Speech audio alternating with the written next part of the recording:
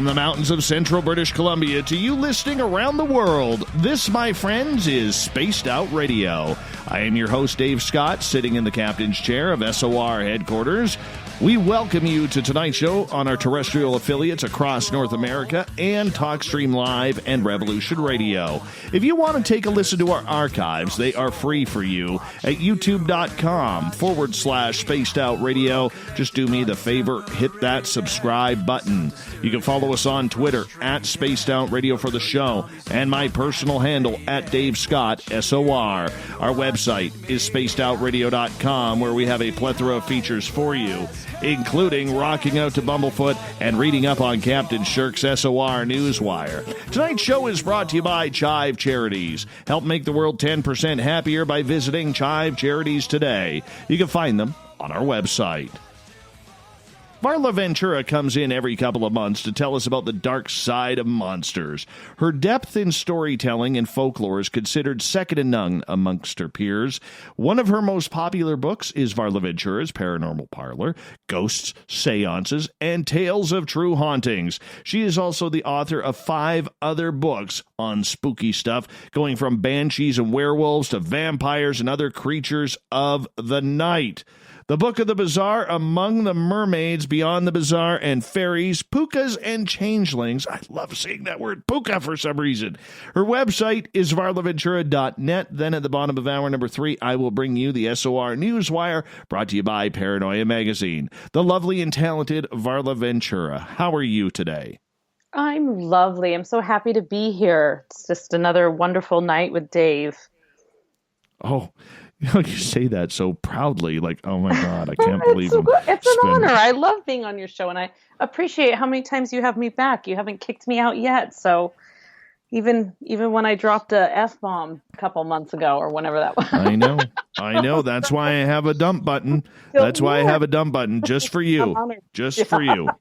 Just for the likes of you. Trash, I tell you, trash. I know, but you know what? I do have to admit, I'm not just saying this because you're on the air with us tonight, but you are one of our most requested people to come on this show. That is just absolutely wonderful to hear. I really appreciate that. You know, as an author who really doesn't sell all that many copies of her books, you get in your own little weird world, and you don't really think that anybody's ever out there, but I know they are, and to come on a show like this, and you have a wonderful loyal fan base who are very gracious to me, and kind of gotten to know some of them over it's been a couple years now. We're going in our second year of hanging. Yeah, it's pretty great. So thank you very much. Oh, you're very welcome. And you are very entertaining, extremely knowledgeable. And, I don't know, do you know Ronald Murphy, the crypto guru, Ronald Murphy? Have you had a chance to meet up with him yet? No. Oh, never met him. You were like the female version of him. And I mean that with we should get together. No, honestly, the way you guys can take these topics and write about them so romantically and show your passion for these topics. It's very, very rare that feat is actually brought forward for the public. And I think anybody who listens to you or Ronald or has the pleasure of reading one of your books really can see that, because the way you accentuate yourself, the way you come forward, and the passion that you show for these topics, I think really, really brings you to a whole different level than most cryptid authors. Oh, well, thank you. I certainly I appreciate that compliment very much, and I definitely tried to take a little bit of a different approach. I tried to write the books and I look at the topics the way that, I have always kind of considered them. And I just, sometimes there's a lot of disconnected information, and really you can find anything if you look hard enough. And what I really love, especially when studying the fairy realm, which, I'm forever surprised by, are the many connections that are there. And so it's like, this, like the plant kingdom, the way everything just sort of weaves in and out of, from the names to the behaviors of the creatures to the stories to places across the world from each other that have very similar tales. And I think it goes beyond just whether or not there are these little cryptids out there. It also kind of speaks to humankind and what we're always seeking and what we're looking for. And I find that very fascinating, the extension of fairy and folklore and even ghosts as an extension of our own humanity and our own, what we're seeking. So I'm a supernaturalist. That's my term for, if anybody asks me if I have a religion, I would say I'm a supernaturalist. I believe in everything, basically. Well, one of the things I love about your work is, everybody writes about Bigfoot. Everybody is starting to write about Dogman. Yet you have taken a lot of these topics that are lesser known, Varla, whether it's changelings, whether it's about seances or witches or gargoyles or fairies and the fairy realm and lore that goes along with that. And you've really tried to bring it to the forefront as just as important cryptids as the ones we know on a more of a mainstream level. Why did you concentrate on the lesser knowns comparatively to what everybody else was doing? Well, less competition. No, well, I think that's a safe answer. I mean, so when there was one book that I wrote that's Banshees, Werewolves, and Vampires.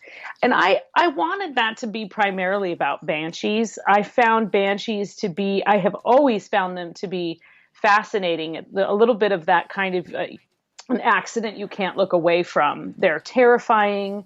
They're fascinating. They're beautiful. They're haunting. They're many, many things. But I had this discussion with the publisher, and originally it was going to be, they wanted vampires up front because it was right around, all the Twilight movies were being made, and there was a little bit of like a vampire uptick.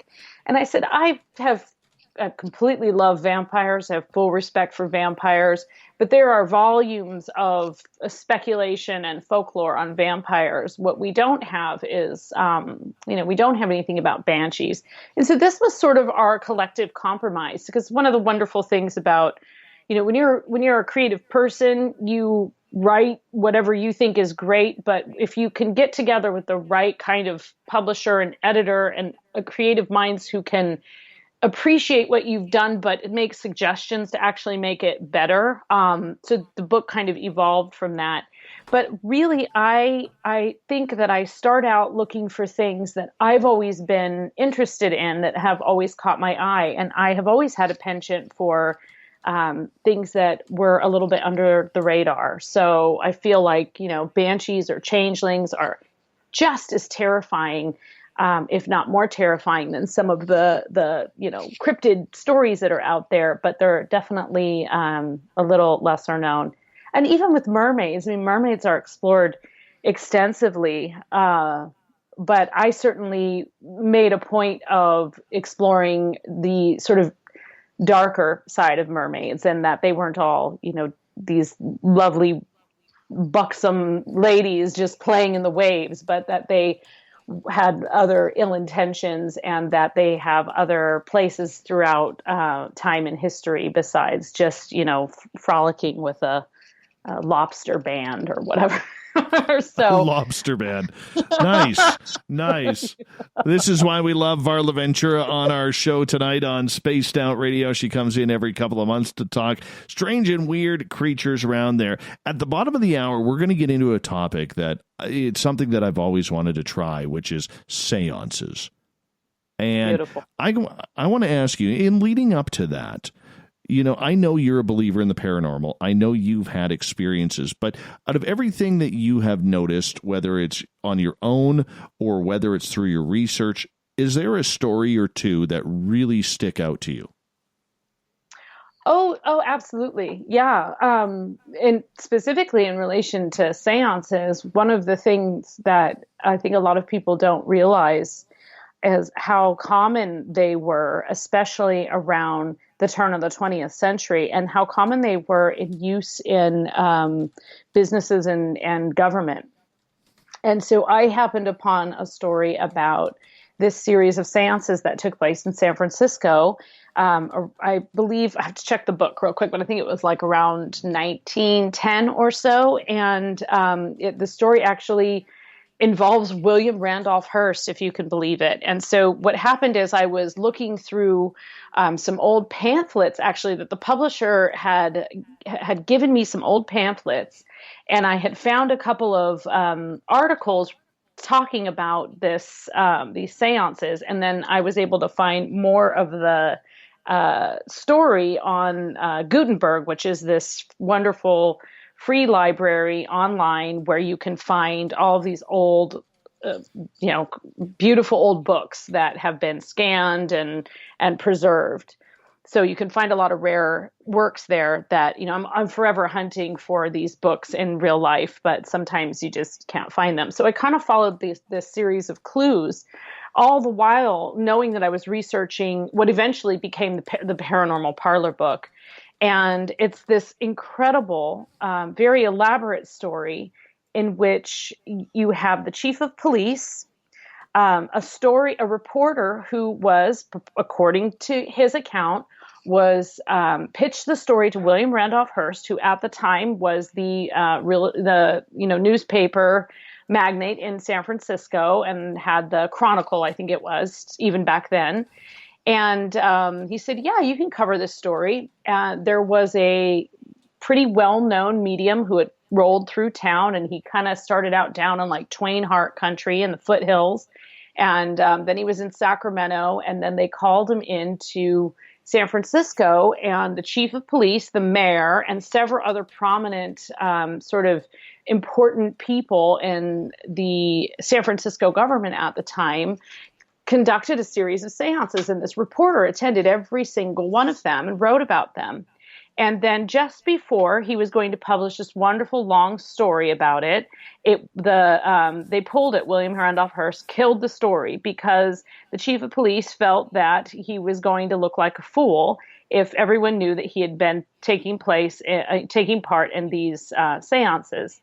Now, you'll keep in mind that the spiritualist movement, which started in about 1840 in the U.S., kind of was petering out by the 20s and 30s. And so there were some people such as the Fox sisters were really well known for conducting seances and sort of had a lot of parlor tricks. They had been already proven to be charlatans. So the idea that just any old medium could roll through town was kind of wearing thin on people. And more people were starting to doubt whether or not this was actually, a legitimate psychic, even though he supposedly named all of these things that the mayor and the chief of police, no one could have known that, and gave them messages. And so let's see, it was actually, I'm just looking in my book, it was in 1900, and it was actually published in 1900, The True Story of Startling Seances in San Francisco, that took place in the year 1893, but it wasn't published for 7 years because the story was killed, and eventually the writer was able to sell it to the Sacramento Bee. And so I was able to find online this old listing, which was just this one little column of what eventually was what I think the writer had intended to be this long expose, a series of things he thought he was going to get paid for. But they were actually not ever published, and both were ultimately published anonymously. So the actual reporter's name. So then there's this whole other intrigue to it, because was this person just making this whole grand story up to sell it? Was this person slighted? I mean, it was a long period of time before they were able to sell it, but it's this wonderful example of how common it was to have a seance and for people to have them in their place of business, to help them make decisions and to use the psychic arts in that way to sort of guide our decisions in terms of laws, really. So it's quite interesting. That's a story that has always fascinated me.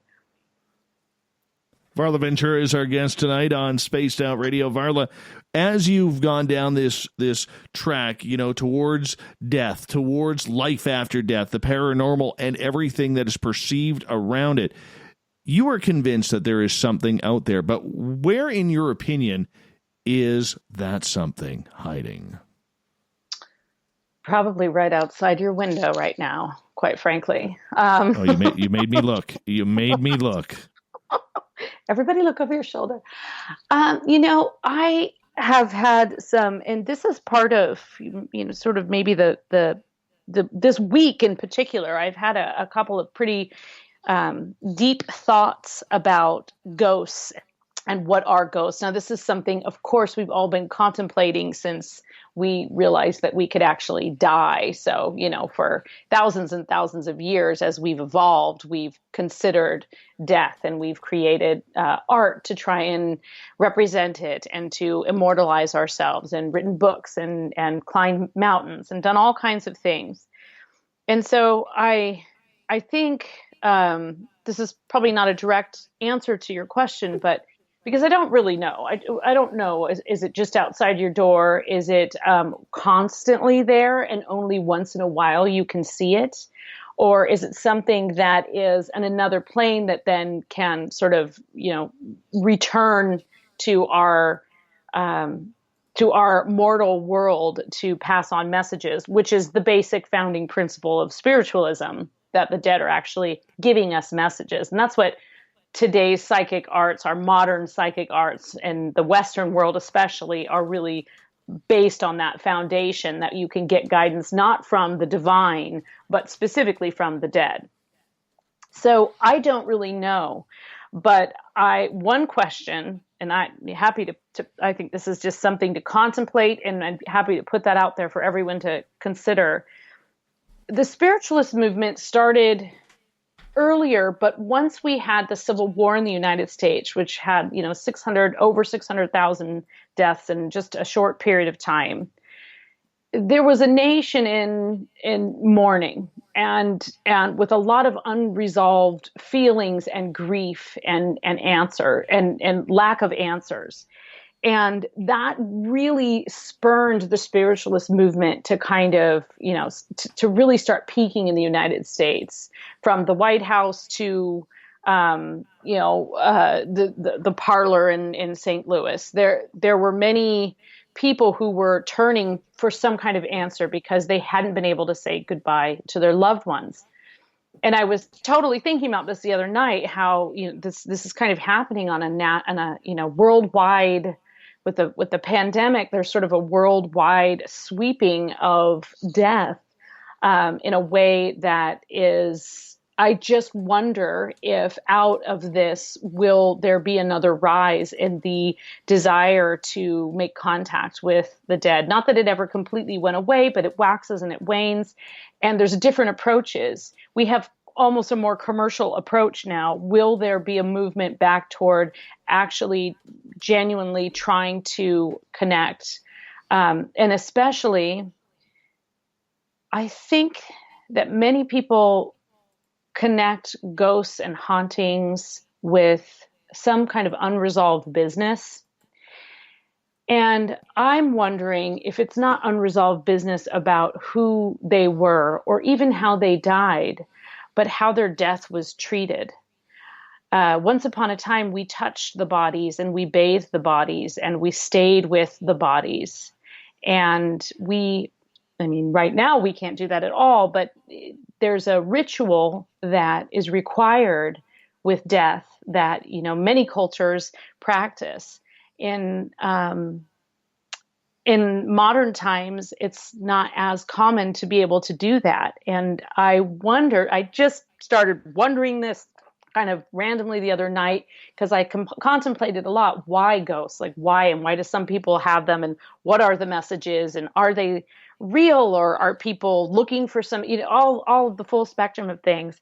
And I wondered if it had more to do with the way that we treat death or don't treat death that creates that sort of glitch in the system that doesn't allow a person's soul to kind of, carry on into whatever delightful, dancing skeleton graveyard that is beyond. So I don't know, I don't really, I'm sure that you can look at in a very scientific way at grief and think about grief and mourning and the kinds of emotions and feelings that brings up. And I think that can probably trigger a psychological reaction, but that's just one tiny little slice of it. So I don't know, deep contemplation. Do you think? Well, let me ask you this. We got about 2 minutes to go before we go to break here. At the bottom of the hour, Varla Ventura is our guest. Varla, do you believe then that there is life after death, and do we all experience that? And where did she go? There you are. Skype kind of cut out a little bit. I don't know if you heard my question or not. I did. I absolutely did. Well, I think that our misnomer is the word life, right? Like when we think of life after death, we think there's some kind of continuation of what's happening in life. I definitely think there's something, but I don't know exactly what that is. Of course, no one really does, and people have had near-death experiences and they come back, but they haven't really gone on and lived death, right? So, but I think the idea of life, calling it life after death, is probably the most thing that confuses us the most. Because, I mean, yeah, it'd be cool to think of like the Haunted Mansion in Disneyland, where you go through and you just look in the mirror and there's all the ghosts dancing. But realistically, it's probably a lot more esoteric and intangible, and hard to really put your finger on. I get that. But, we all are going to find out one way or another. That's one thing that is guaranteed. Yep. True that. I'm like, come on, Varla, we got like 30 seconds left. Give me something. And no. Yep. True that. That's awesome. That's what I got. Yeah. that is awesome. And that's why we love you here. When we come back from the break at the bottom of the hour with the lovely, talented, and ever vocal Varla Ventura, we're going to get into seances. What are they about? What are we trying to conjure? Is it ghosts? Can we levitate tables like Kreskin? I need to know this, damn it. We need to find out. Right here on Spaced Out Radio, Varla's website, varlaventura.net. So make sure you check it on out. And if you're on Twitter or in one of our chat rooms, make sure you give our favorite nurse around here, Goddess Michelle, a big happy birthday. We'll be back on Spaced Out Radio right after this.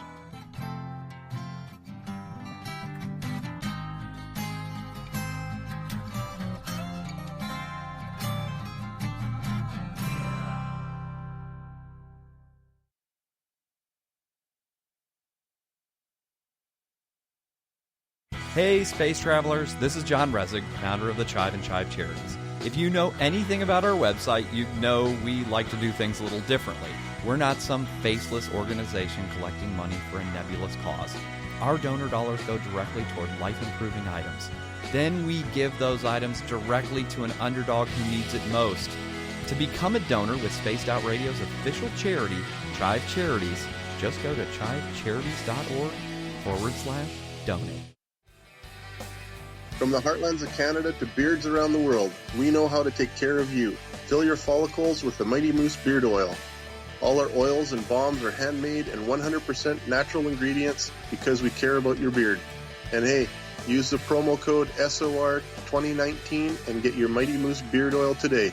You can check us out on our website, mightymoosebeard.com.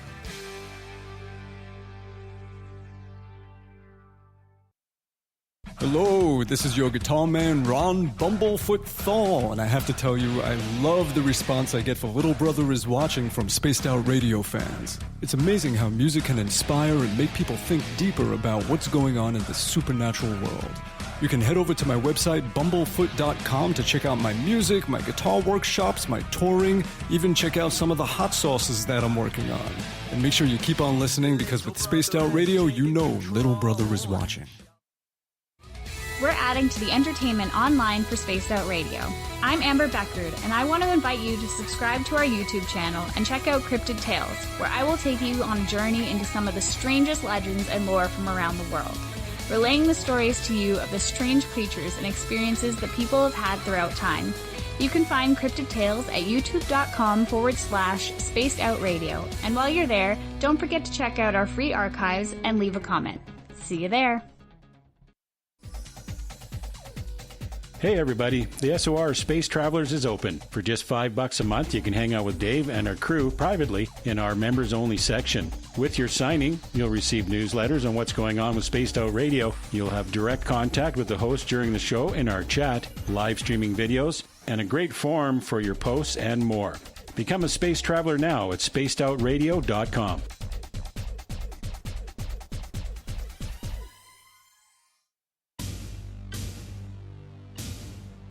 You wanted new SOR gear, and now you can have it. The SOR Vault is fully stocked with t-shirts, hats, hoodies, mugs, and everything in between, with great logos for you to choose from. So head on over to spacedoutradio.com, click on the SOR Vault, and go shopping.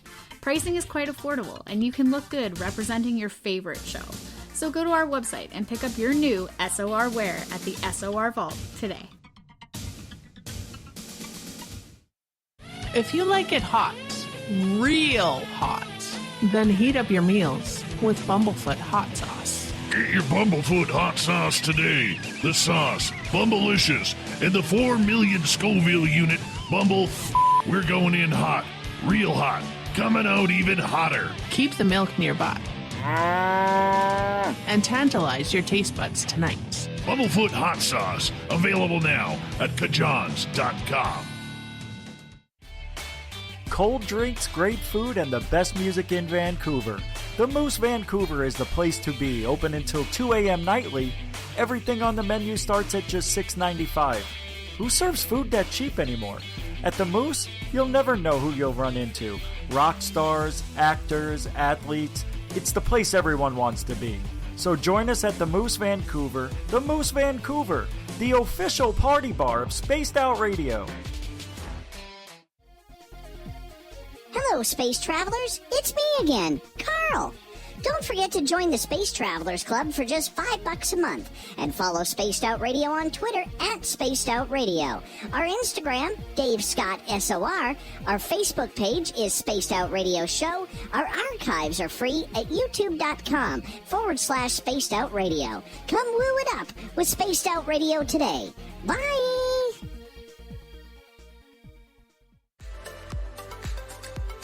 Are you looking for great advertising value for your company? Look no further than Spaced Out Radio. We have a multitude of places to get your name out there, including commercial ads during the show, special promotions, and banners on our website. Our audience is proven to support the companies that support our show. We can make your budget work for you. So for more information, please contact us at sales@spacedoutradio.com. At spacedoutradio.com, we are keeping you up to date on all the news with the SOR Newswire. Captain Shirk leads the team that is bringing you the news of the day and exclusive stories on everything paranormal and supernatural. It's free to read, it's updated daily, and it's right there for you. The SOR Newswire is a one-stop shop for the news of the day. Check it out at spacedoutradio.com today. Need that weekend's supernatural fix? Look no further than Spaced Out Saturday right here at spacedoutradio.com. I'm Stacey Edwards. And I'm John Edwards. Each Saturday night, Stacey and I are going to bring you the best in paranormal, cryptids, UFOs, you name it, and we're going there. It's all about the experience and to share the knowledge with all of you. So tune us in every Saturday night on Spaced Out Saturdays, starting at 9:06 p.m. Pacific, 12:06 a.m. Eastern, only at spacedoutradio.com. We're taking Sunday nights out of this world on Spaced Out Radio. This is Michael W. Hall, also known as the Paranormal Lawyer. Together, we're going to go on an exciting journey into the unknown.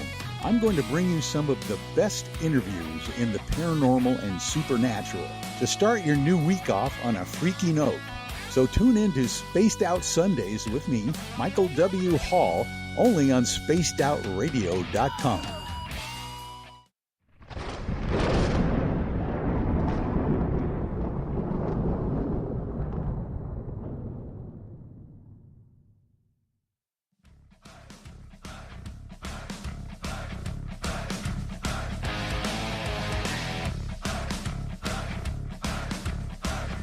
Welcome back to the second half hour of Spaced Out Radio tonight. I am your host, Dave Scott, sitting in the captain's chair of SOR headquarters. Thank you so much for joining us. We want to remind you that if you missed portions of this show or others, check out our free archives at youtube.com/Spaced Out Radio.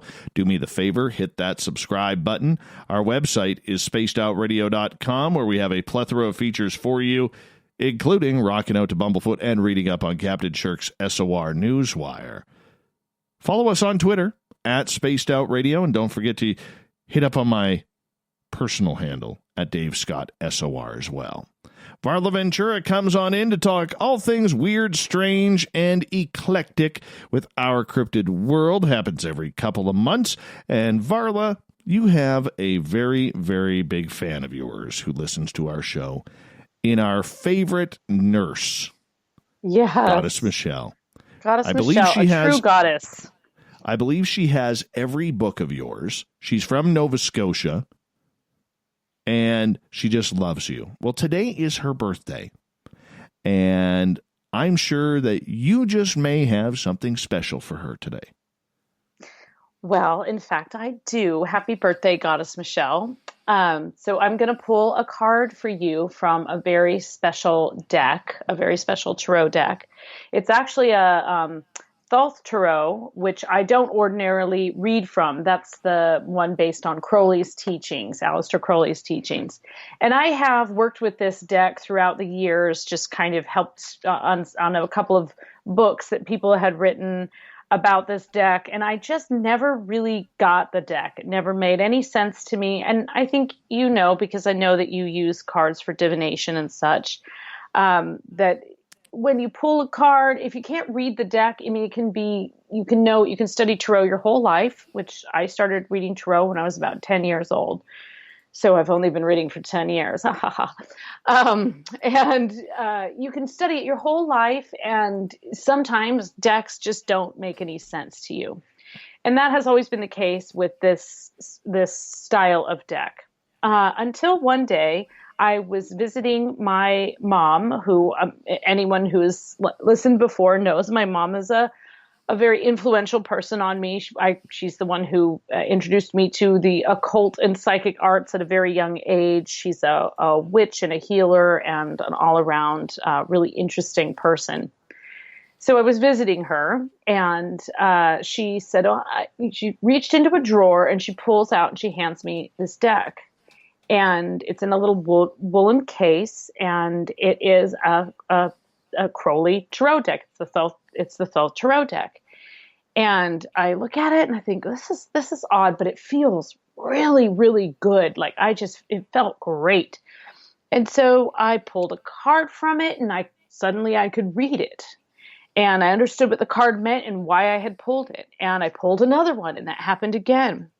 And then, since then I've had, it's one of those decks that cards sometimes just fall out of, and you just go, oh, okay, all right, I'll take it.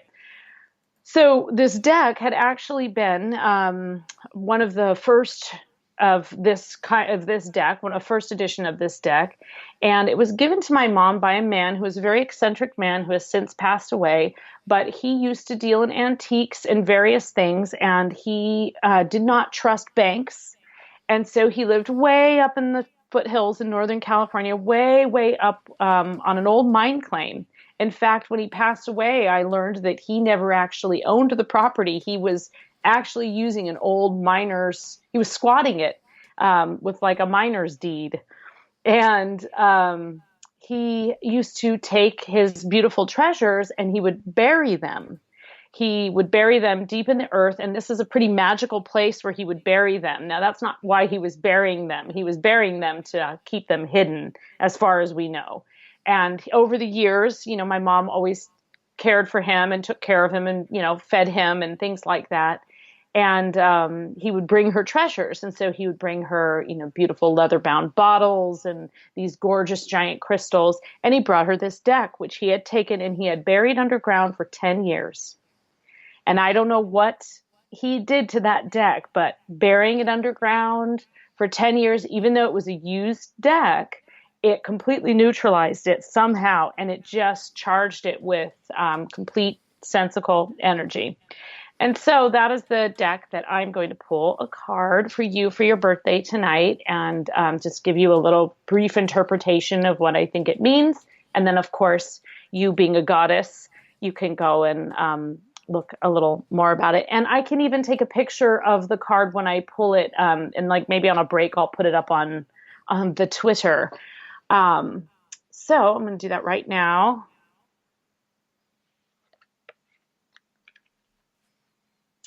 Okay, Goddess Michelle, your birthday card is the Four of Wands, which is a card of, it looks very different in every deck, but in every deck it generally portrays four wands kind of crisscrossing each other into a circle. So it represents completion, it represents joy, and it represents sort of the circle and the cycle. Wands, of course, are the symbol of fire and energy, and they mean that you kind of can create magic with it. And in this particular card, there are sort of ram's heads, there's a Aries and a Venus symbol, and there are some very peaceful birds on it. Overall, the card really is a very positive card, and it especially means that you are surrounded by love and protection, and that you have these wonderful attributes that you own and you honor. So that's how I look at the Four of Wands, and that is your birthday card. So happy birthday. Happy birthday. Thank you for doing that for her, by the way. Oh my gosh, my pleasure. Absolutely. That is really, really cool. Really cool. Michelle is very special to us here. So, the fact that you would do that for her, that means a lot to all of us. Oh my gosh. Well, I appreciate all of her support, and she's just been lovely since the beginning on this show. So I really, what a great timing that it's her birthday. And I have two other beloved friends whose birthdays are this week. So it's a great week to have been born. I know. My mother's birthday was earlier this week. She turned perfect. 77. And tomorrow, Captain Shirk from our Newswire, it's her birthday tomorrow, too. Oh, my. It's just We're surrounded here. Yeah, We're surrounded by all of these solid goddess Taurians. It's wonderful. Mm-hmm. If you want, on the 22nd, because my birthday's on the 24th, we're not going to be doing a show this year on my birthday. But on the 22nd, which will be my dad's birthday, I'll celebrate with him. You can come on with us if you want. Just hang out. Okay. Yeah, if you're bored, have nothing better to do.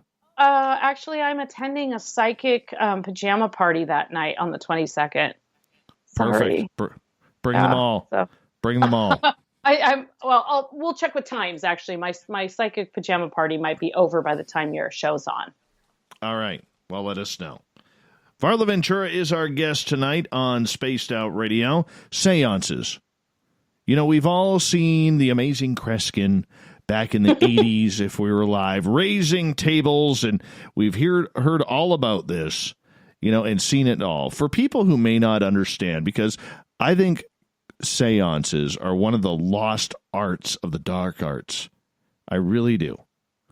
And I would love to see it come back. But for people who may not be familiar with it, what is it? I mean, essentially a seance is a gathering of people with the intention of trying to make contact with someone, with the dead, with a spirit from the other realm. And the kind of key component of a seance is that there's usually it's usually a group of people, and then there is a medium that conducts it.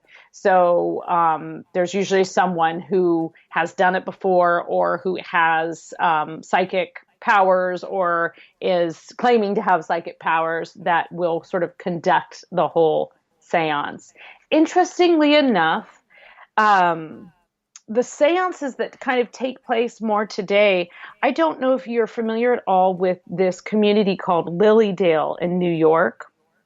But Lilydale is a community that was formed during the spiritualist movement, and it is a spiritualist community in which people back in the 1800s moved there or would vacation there in order to develop their psychic powers, to go to psychic salons, to attend parties in the paranormal parlor.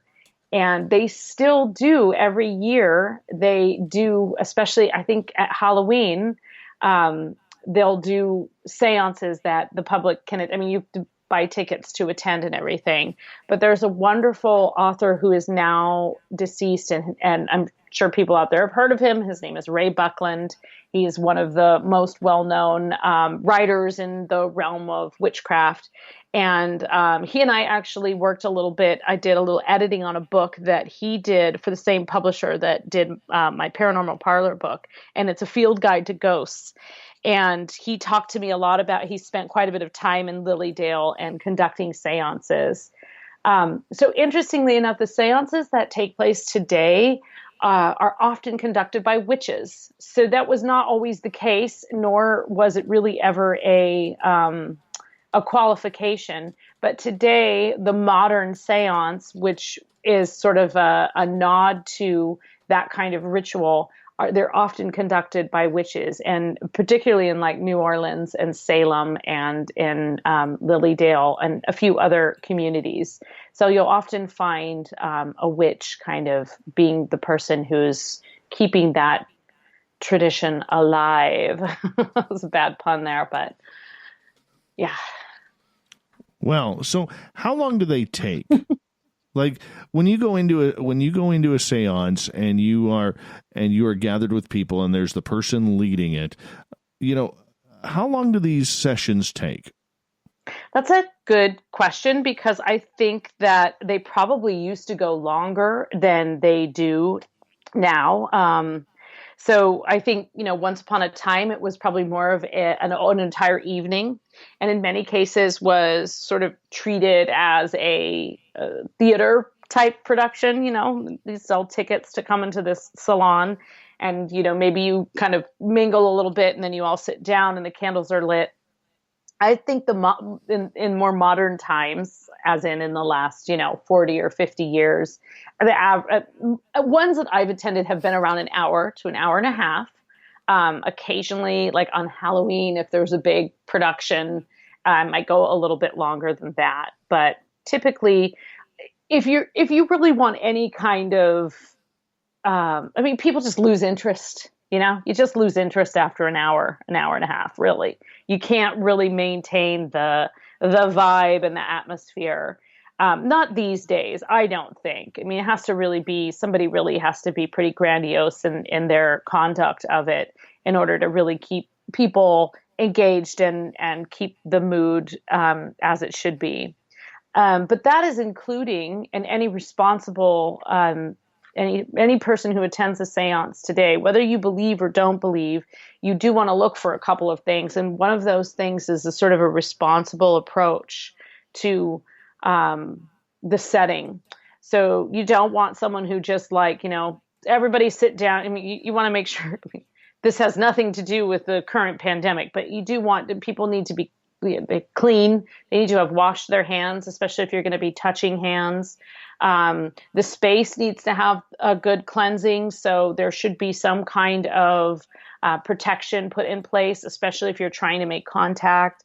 If somebody doesn't do those things, it means that they're entering into it in an irresponsible fashion. And again, whether you as the attendee believe in that or not, if they're being authentic, they should take into account that a certain level of protection should be created. So just like with any ritual, you'll create sort of a circle of protection. and you'll ask people to, take a moment to kind of clear their minds. It's not unlike going to a yoga class, really. You always kind of start with that beginning of like just taking a minute to clear your mind and let things go before you enter into this. And then, of course, you make sure that the people are respectful and they understand the rules of whether or not you can talk, or if you should be asking questions, or who's going to be saying things. And, often we'll do it with total strangers, which is always fun. Who hasn't had that one time where you just do it with strangers? Seances, that is. Yes. Or Ouija boards or anything like that. I got to It's ask you, like have you ever participated in a seance? I have, yeah. I've participated. What was that like for you? So I've had mixed experiences. I've had some pretty interesting. So I have this, as great of a believer as I am, I'm a little bit on guard in any kind of situation unless it's very intimate and I know the people very well. Even with a paranormal investigation or going on a haunted tour, I'm always on guard because I have learned over the years, as I know you have, not everybody's telling the truth, right? So I'm always kind of a little bit on guard in those situations. And that's, so I've had mixed experiences. I have attended a seance where I didn't know very many people. I knew someone who knew the person who was putting it on, and it was very lovely and it was done very responsibly, but I didn't get very much out of it. I think I had a little bit of a block up anyway. And not a lot really happened. I don't even remember if the person conducting it really had a lot to say after. Someone said they felt something. So, but the seances that I've been to have been a little bit more informal. Like, we're not sitting down and saying, okay, we're going to make contact with so-and-so. It's been a little bit more about feeling that kind of energy. Now, I've had more intimate ones with people that I know and trust, and we have had experiences where I've done a little automatic writing to get responses. We've done the Ouija, and also one thing I really like to do in sort of a small group setting is to just sort of pay attention to, any group setting like that. But if you're with close friends, to kind of just pay attention to things like, if the candles are flickering higher, if there seems to suddenly be a chill in the air. And when you're with people that you really know and trust, you can actually talk during it and feel a little more comfortable. So you can say, did you feel that? Or so it's a little more casual. And I find that setting for me, I get more out of it. And I have had a few experiences where it seems like we've made contact with something. It's never been like, okay, this is a person I know. But I have a lot of family history that involves very informal parlor game type seances. So, it's something that I grew up hearing about and knowing about from a very young age. It was very normal. When you are contacting someone via a seance, is it the exact same way as you would, say, through a Ouija board or a dowsing rods or a pendulum? So no, not exactly, because the seance, it kind of depends on on the method. Technically, a seance is something between divination and a paranormal investigation. So a lot of times, one thing that I really like, which kind of falls in the realm of a seance, is like a dumb supper where everybody comes in and they sit down with a place setting for someone that has passed away, and they create like a ritual dinner with that person, but you don't talk. You communicate completely and you have a dialogue with this dead person. You invite them into the room, you invite them to sit down, and you have supper with them and you have a dialogue with them quietly while everybody else is doing the same thing. And that's a variation of a seance that it can be very powerful. It also can be incredibly cathartic, really like can change people's feelings about whether or not their grief is resolved. So that can be a really powerful thing. But you can use spirit boards, are very frequently used. So a Ouija board or a spirit board, frequently used, especially in the olden days, definitely used in seances, and people would sort of gather around, and then only a set number of people would be the ones conducting the moving the spirit board around, usually the medium and 2 to 3 other people. Sometimes it would be like a volunteer from the audience or someone who is willing to come forward. Lots of different kind of people had their own thing. Like the Fox sisters, what they would do is they would sit down at the table and they would get people to sit around, and they actually had this way of kind of, they would ask questions, and then there would be a knock in response, or 2 or 3 knocks in response.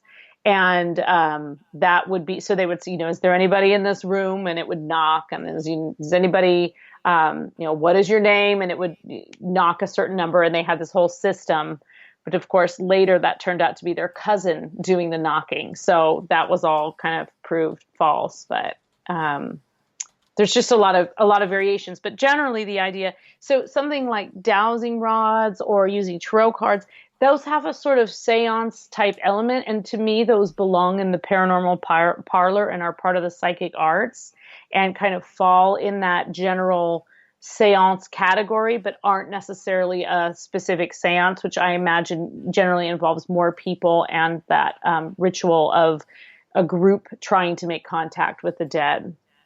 Tarot can often just speak to people. So we've got just over a minute left before we got to go to break at the top of the hour. Varla Ventura is our guest tonight. Who do we contact with this? Is it just any type of spirit? Is it a guide? Is it a loved one that we're trying to get a hold of? It's any or all of those, just depending on what comes through. And sometimes people are seeking a very specific person that does come through. Often it's not that person that comes through. It's someone else. Sometimes it will be a certain person in the room. And, it's an unexpected message. It might not even make sense. So, but the reason that people can be very leery of these things is that you can also make contact with things that may not be, a loved one at all. And many people believe you can contact sort of like weird, random, evil entities. I'm not a huge believer in evil. I think we are the evil ones, to be honest. I'm not really, but I'm not a believer in heaven and hell either. So I think, you can definitely make contact with a variety of things. Sometimes it's completely random. And there are many wonderful old stories in which somebody, the trajectory of their life is changed after attending a seance because they got a message from some soldier or something like that. Varla, I'm going to get you to hold on right there because we are going to go to break at the top of the hour. We're talking seances, connection with the other side on Spaced Out Radio coming up in hour 2 with the beautiful, lovely, and talented Varla Ventura at varlaventura.net. Check it on out. We'll be right back.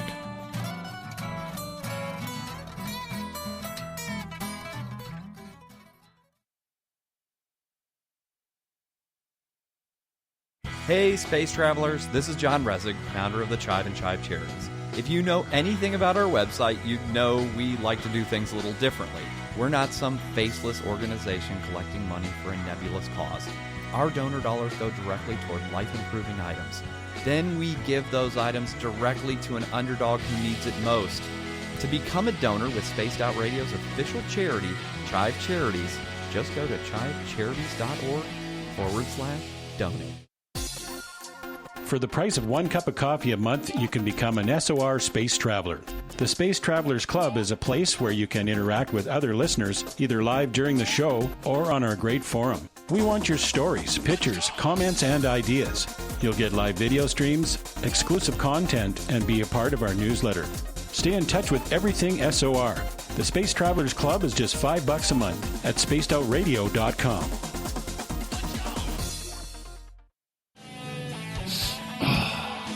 I'm feeling a little spicy tonight. What to do? What to do? Why not get Bumblefuck? 4 million Scoville units of pure hard rock. Bumblefoot hot sauces come in 3 flavors. The burning Bumble. Tone it down a bit with Bumblicious and throw the sauce on everything. Spice it up. Bumble me, baby. Bumblefoot hot sauce. Get it today at Kajans.com. The SOR Vault is open for business, and do we have some cool swag for you to pick up? All you have to do is head over to our website and click on the SOR Vault. You have a variety of cool logos to choose from, and put them on anything you want. T-shirts, hoodies, hats, coffee mugs, you name it, we can get it to you. So do your shopping by supporting the store you love. Get your Spaced Out Radio swag at the SOR Vault today.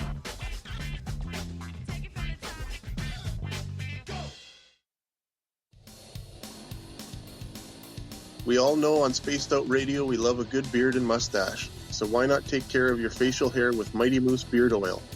Made in Canada, we're taking care of beards and stashes around the world. We use 100% natural ingredients with our oils and balms to make your whiskers feel silky smooth. Use promo code SOR2019 at MightyMooseBeard.com today.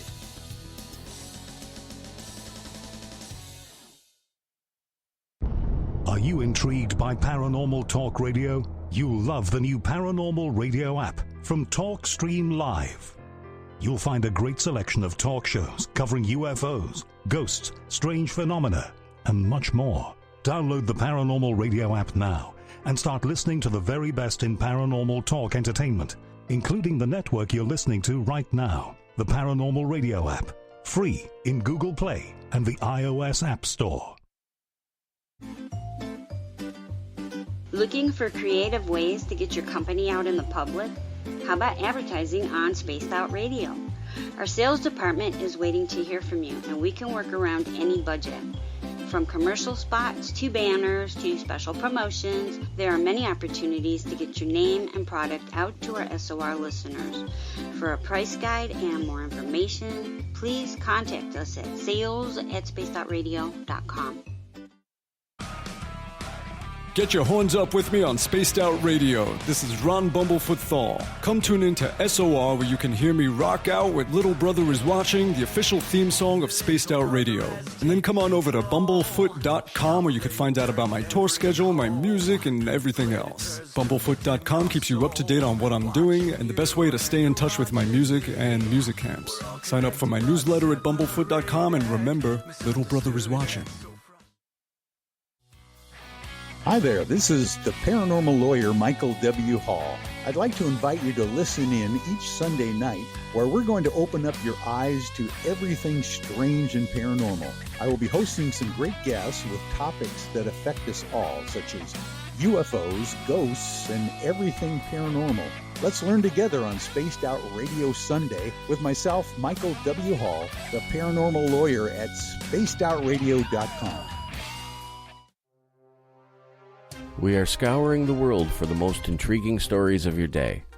Take the time to read up on the SOR Newswire, where our team, led by Captain Shirk, will deliver to you some of the best paranormal and supernatural news, along with some stories that will blow your mind from the weird to the wacky. It's the news outside the news that piques interest, and that's what we're looking to deliver to you. The SOR Newswire, only at spacedoutradio.com. Hi, this is Amber Beckrud, and I want to invite you to subscribe to our YouTube channel where we store all of the SOR show archives for free. And as an added bonus, every 2 weeks I'm posting brand new content on Cryptid Tales, where I will get into some of the spookier legends and folklore from around the world and tell the stories that go with them. Find us at youtube.com/spacedoutradio and check out Cryptid Tales today. Drop a comment and let me know what you want to hear. See you there. Hey everyone, I'm John Edwards. And I'm Stacey Edwards. Together we're taking over Saturday nights on Spaced Out Radio, where we're going to bring our own experiences of the paranormal and talk to the best people we can find to help bring you answers to your strange tales. We're here to entertain your need for weekend woo! So tune us in at spacedoutradio.com starting at 9:06 Pacific, 12:06 a.m. Eastern, where we can all get a little spooky together. Spaced Out Saturday nights right here at spacedoutradio.com. The party is always on at the Moose Vancouver. The Moose Vancouver is where you want to be when visiting Canada's West Coast. Open until 2 a.m. nightly, the Moose cranks up the rock while serving some of the best rated food in the city. The menu starts at $6.95. Why party anywhere else in Vancouver when the Moose is right there? Get your horns up and rock with the Moose, the official party bar of Spaced Out Radio. Are you an experiencer of something strange that can't be explained? Do you want help finding out what's going on? I'm Ryan Stacy, head of the Experiencer Support Association, otherwise known as TESSA. We've teamed up with Spaced Out Radio to investigate cases filled out in the SOR Sightlines report. We are independent and there's no cost to what we do. All we need is your experience. Let's find out what's happening together on the SOR Sightlines report. Hello, Space Travelers. It's me again, Carl. Don't forget to join the Space Travelers Club for just $5 a month and follow Spaced Out Radio on Twitter at Spaced Out Radio. Our Instagram, Dave Scott SOR. Our Facebook page is Spaced Out Radio Show. Our archives are free at youtube.com/Spaced Out Radio. Come woo it up with Spaced Out Radio today. Bye!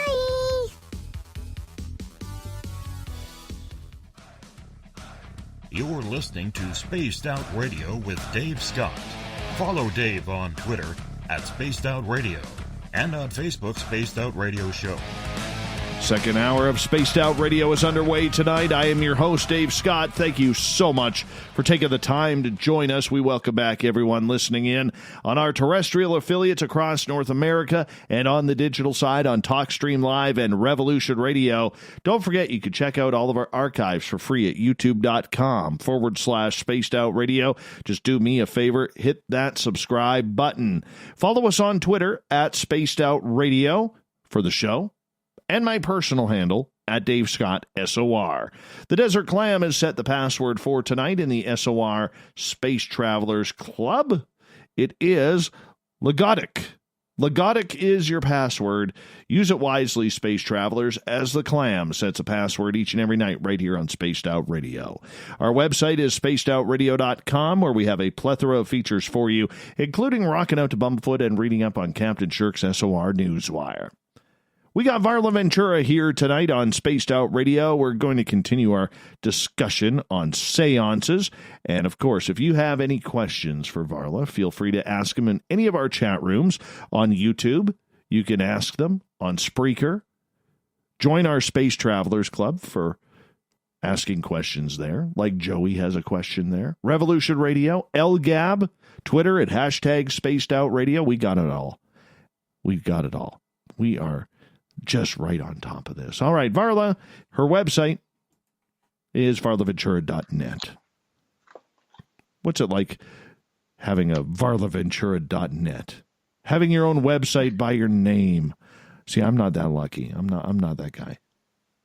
You could be. It could be. It was actually advised to me. I wanted to have the website originally be one of my first books was the Book of the Bizarre. And so originally I wanted the website to be it was a blog at the time. So it was the Blog of the Bizarre. And I actually worked that for a while. And then it was actually advised to me that the best thing to do was to just have your website under your name, because if you only had it as the name of a book, then it was only associated with that book. And if you wanted it to be more comprehensive, then you did your name plus, it's a cool ass name. So, all right. Before we get back into seances, Joey has a question. By the way, Joey, who's in Colorado, he writes for our SOR Newswire. Fantastic writer, great guy. He also has a fantastic bandana collection. Wears it literally every day. Every day he's wearing, he's wearing one right now listening to the show. Doesn't have to, but he is. He says he's got the same deck you do, actually. Oh, nice. Yeah, from the same guy. And his question is... From the same weird hermit up in the, yes. up in the hills. Yes. He actually made a comment about that. His question to you is, Varla, do you participate in reverse meetings with tarot?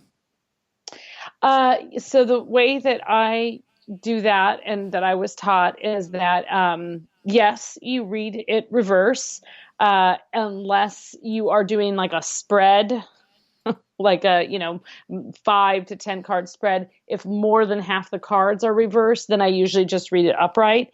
And even with reverse, sometimes I read it both ways. But yes, I do pay attention when things are upside down. Really, one must. Why?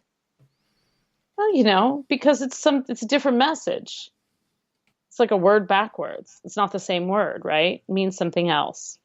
So I like to look at both interpretations, because then I can think, which applies more to me. And, maybe one is something that I'm striving for or I'm letting go of. And I don't believe it means the opposite. So that's one thing, is that it's never that black and white. It's never just like, okay, well, you got, you pulled the death cards, you're going to die. That's not what it is. You can see death in a reading, but if you pull the death card, that's not what it means. So if you pull it in reverse, it doesn't mean you're never going to die, right? So you have to kind of take it all and apply it to your current situation. That's what I think you do. And that's why I think there's people say it's parlor tricks. But really, like a good psychic, at least in my experience, I've had a few psychic readings that I am not a psychic. I'm sort of intuitive about things, and I've got some tools. And I certainly have had times in my life where things have happened where I've thought about someone and they've called. That happens a lot with my mom. It's just like, I should call my mom, and the phone rings. So I have things like that, but I'm not a psychic at all. And I don't think of myself in that way. And, but the people that I know who are true and authentic psychics, and the readings that I've had that have been authentic, they aren't really, they're just going with whatever comes into their mind. And so they're often very, empathic, but also very confident in the what they're saying. So they don't doubt this voice that just kind of sort of comes rushing out, where most of us, when we're talking, we second guess what we've said or think about, except in my case, think before we speak. We all know that feeling. I know that feeling. Marty has a question on Twitter at #SpacedOutRadio. He is asking, Varla, have you ever had any cryptid spirits show up during seances? I have had unknown things show up, and I actually have had a few things that I now, knowing what I know now, especially after studying the fairy kingdom, there have been a few things that happened to me earlier in life, especially like during childhood, that I maybe thought were like ghosts or spirits, but I think were probably some kind of other little cryptidy, goblin-y type thing. So I've never invoked anything like that. I've heard stories from people about things that kind of get invoked and seemingly follow them around. But that's never happened to me. I'm always just too well guarded. I'm very protected in those situations. All right. See, I don't know. I don't know if I am or not. I just go for it. See what happens. Yeah. See what happens. I'm a rebel that way. Probably protect you, I think, is how it works for you. You surround yourself with guardians, and then you can just, go rogue. Unless it's my buddy Mark, who says he'll put a bullet in my leg if we come across a grizzly bear or a horny Sasquatch. One of the two. That's just not fair. That's just not fair. Not fair at all. Take it as a compliment. It means he thinks you can run faster than him. So, it's a compliment in a way. I know. But just the way it is. Just the way it is. But, hey, it happens. And somebody's got to be the sacrificial lamb. And why not me? Why not me? What the hell? Anyways, Varla Ventura is our guest tonight on Spaced Out Radio. I got to ask, and that kind of it's kind of playing off Marty's question here in regards to picking up strange things while you're doing a seance. I've never seen the table tipping. Like, out of all the paranormal experiences I've had, I've never seen like something move across a table, or a chair push out, or a table move, or the fridge doors open and then close. When you go through that and you see that happen, how real is that during seances? I have never had anything like that happen either in seances, the most aggressive things have been the feeling of being touched or pushed down, or something sitting, on the edge of, I'm sitting on a bed or sleeping in a bed. I've had things like sit down. I've had some crazy candle things, a couple candles going out, temperatures drop, but I've never had a door creak open or things along those lines. I've heard people Don't you feel have told ripped me off? stories. I don't know. I feel when I think back of all the things that I've had and all the paranormal experiences I've had, when I started writing the Paranormal Parlor book, I started out interviewing all of these people about their wonderful paranormal experiences they had, and these investigations they went on, and these manifestations. And I was feeling a little jealous. I was thinking, this is pretty grand. You were in the Paris catacombs and you saw some guy. And then I sort of started writing down, just the collection of all the things that had happened to me. And I realized that I've had quite a few things, and enough things that I can't dismiss them. And once I got all that sort of evidence before me, I lived in a place in San Francisco for years and years that had all kinds of paranormal activity, and increased when I brought my baby home. It absolutely increased.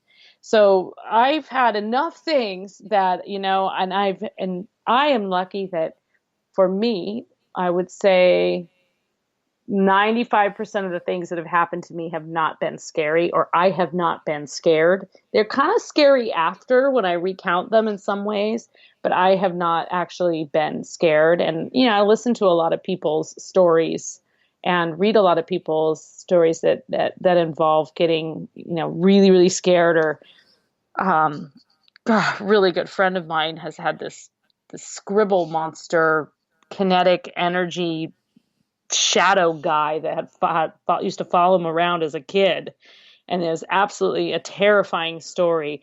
And it scared him even, and I have never had anything quite that extreme. Everything I've had has actually left me with a very peaceful and beautiful feeling. So I should probably knock wood, but I don't know. I'm just not really. I guess I'm not that. I'm more afraid of living people than ghosts. Most are. Aren't you? Yeah. Oh yeah. Oh yeah. Oh yeah. It was people are unpredictable. I mean, the paranormal, at least you could prepare for what potentially may happen. Well, the paranormal goes away rather quickly, right? It's fleeting. It can toy with your mind, and it can bring you comfort, and it can bring you fear and doubt, but it's not gonna just actually take you down. As you walk. I hear you there. Night.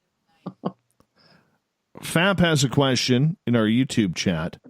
He's asking if I could ask you about little people, especially in Southern California, because he's actually come in contact with one.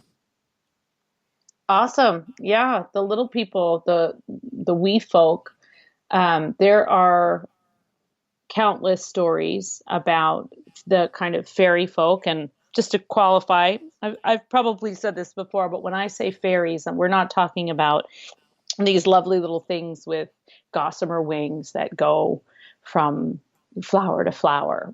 We're talking about the kingdom of the fairy. And when you look at that kingdom, there are many things that are spooky and dark and creepy, and there's things that snatch children, and there are things that will drive you insane in the night, and there are things that will sound like a person dying, and they're warning you of someone you love that is going to die.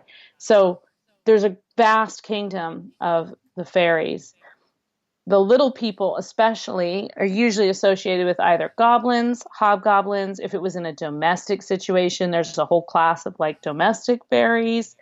And then you have, of course, like the sort of clericons and the leprechauns, and there's all kind of variations of these all around. The duende, they're all around the world. There are these accounts of these small things. And I think you and I, Dave, have talked about this a little bit before, but it was really interesting to me because when I was researching a lot of the fairy folklore, I kept finding these descriptions of things that happened to people that were attributed to like an angry house brownie.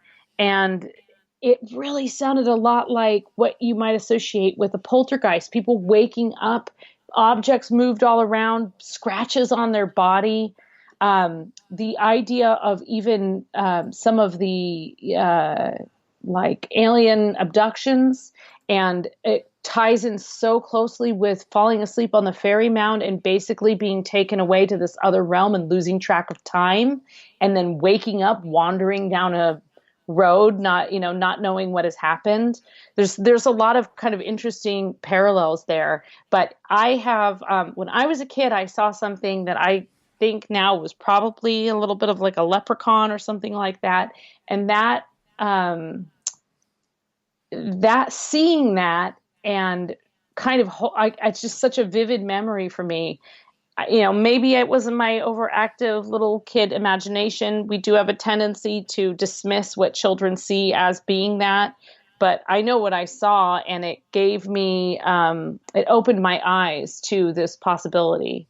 So I think there are, the mines, there's Tommyknockers, and there are all these wonderful stories that some of these things exist to keep us close to the campfire at night, so we don't, or keep us out of the bog, so our children don't sink below and drown in the pond. There's some sort of creepy creature with long arms that will reach out of the swamp and pull you down. Well, you also don't want your kids to play near the swamp because they could get stuck or they could fall in. And so some of these stories exist to like keep us safe, of course. And, what is a story if it's not embellished? I mean, so much of this comes from the Irish storytelling culture, which is just this beautiful way of telling stories about things that have happened to you over the years and to your family, and recounting these stories.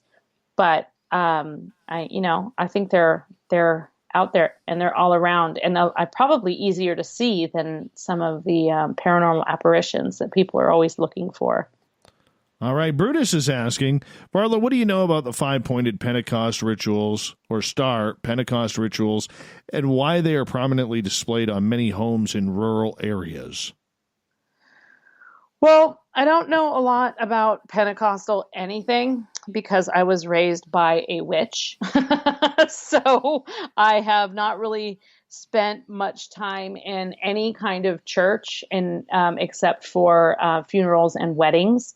But I do know about the 5-pointed star and what that represents. And I certainly know what that represents in magic. And I can guess that it might represent something similar.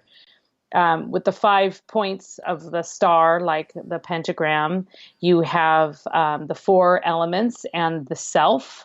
So you kind of have the top one being sort of the ethereal, the air, and then you have earth, fire, water, and your own kind of human element. And that can be used, in witchcraft. It's usually in a circle, and it's used as a means of protection. I think there's a misnomer that it's reverse and that it's a sign of the devil. Again, I think I stated already, I don't believe in heaven or hell or devils. Not to say I don't think there's demonic type entities out there, but I don't believe in the, I don't believe in the mythos of Christianity, I guess. I'm much more in the fairy, witchy realm, I suppose. So I don't know a lot about that, but I do know that there's also a lot of symbols on barns and on houses in like where I live now. They're all over the place, and those are often used as a means of protecting and kind of assuring that your, whatever your animals and your family were kept safe. So interestingly, I think it all probably means the same thing. It's a symbol of protection. Kind of binding together all of the elements of the world, of the earth and the spirit. So perfect. Yeah. Perfect. All right. Let's get to Nikki's question, as we got about 3 minutes here before we got to go to break at the bottom of the hour. Nikki is asking, Varla, what are the ones in the fairy world who protect children or who protect children who have gifts? So, that whole idea of a child having a second sight, there are a lot of fairies that are more protective. I think you have kind of a whole class of domestic fairies that will look after kids, and they all have variations of names depending on if it's Scottish or South American. So usually, and interestingly, a lot of times they're considered goblins, but in other cultures, a goblin is a very mischievous and very scary thing. Fairies in general, so something like a goblin, a hobgoblin, a brownie, these would all be sort of domestic fairies that like to take care. The Dobby from Harry Potter. He was kind of made he looked after Harry, right? It's the same. That's based on Scottish folklore. So you have all these wonderful sort of domestic fairies that like to hang around, and they don't always like grown-ups, and they don't always like the people looking after the children, but they frequently like the children. So they come by many names, and fairies in general are always attracted to children. Children can see them more than, grizzled, jaded folks like us. Is it about the innocence of being a child, or is it because of the connection that children allegedly have because they're not that far off that realm of spiritual? Yeah. I've heard that just the other day. Someone was saying, is it just because they're not that far from they're not that old, and so the veil is still around them, right? So they can still kind of peep through it. And the older we get, the more reality sets in and the more responsibilities we have, and we dismiss a lot of these things. It's like the whole principle of Peter Pan, right? Like you grow up and you can't see or see these things anymore. I think that children don't have the judgment that we have, and they don't have the fears that we have. And so we put fear into children. That's how children become afraid of things, right? We tell them, oh my gosh, that wasn't real. And then it returns each night to the foot of their bed, and they're told it's not real. And now they're afraid and they can't talk to you about it. So we kind of develop that for them. And I think it's just, Makes sense. Varla, I'm going to get you to hold on right there. We'll continue with audience questions and whatever else comes up in the paranormal realm as Varla Ventura and Our Cryptid World continues. Varla comes in every couple of months to hang out with us and talk everything about spooky, creepy things, monsters, you name it. She's on top of it. VarlaVentura.net is her website. Check it on out and buy all her books at any major bookstore in North America. We'll be back on Spaced Out Radio.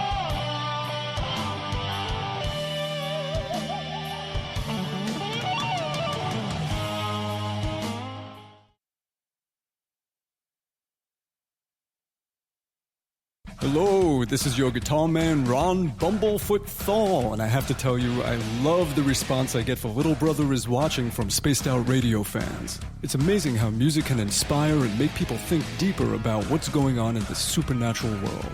You can head over to my website, bumblefoot.com, to check out my music, my guitar workshops, my touring, even check out some of the hot sauces that I'm working on. And make sure you keep on listening, because with Spaced Out Radio, you know Little Brother is watching.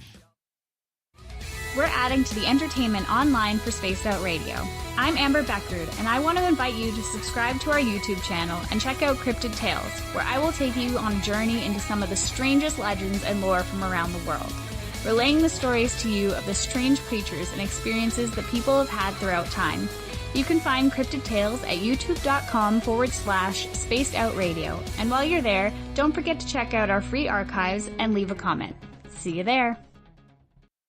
If you like it hot, real hot, then heat up your meals with Bumblefoot hot sauce. Get your Bumblefoot hot sauce today. The sauce, Bumblicious, and the 4 million Scoville unit Bumble.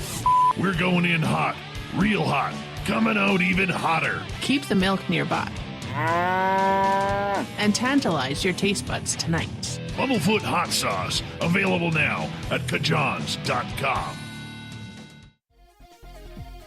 Hello, space travelers. It's me again, Carl. Don't forget to join the Space Travelers Club for just $5 a month and follow Spaced Out Radio on Twitter at Spaced Out Radio. Our Instagram, Dave Scott SOR. Our Facebook page is Spaced Out Radio Show. Our archives are free at youtube.com/Spaced Out Radio. Come woo it up with Spaced Out Radio today. Bye!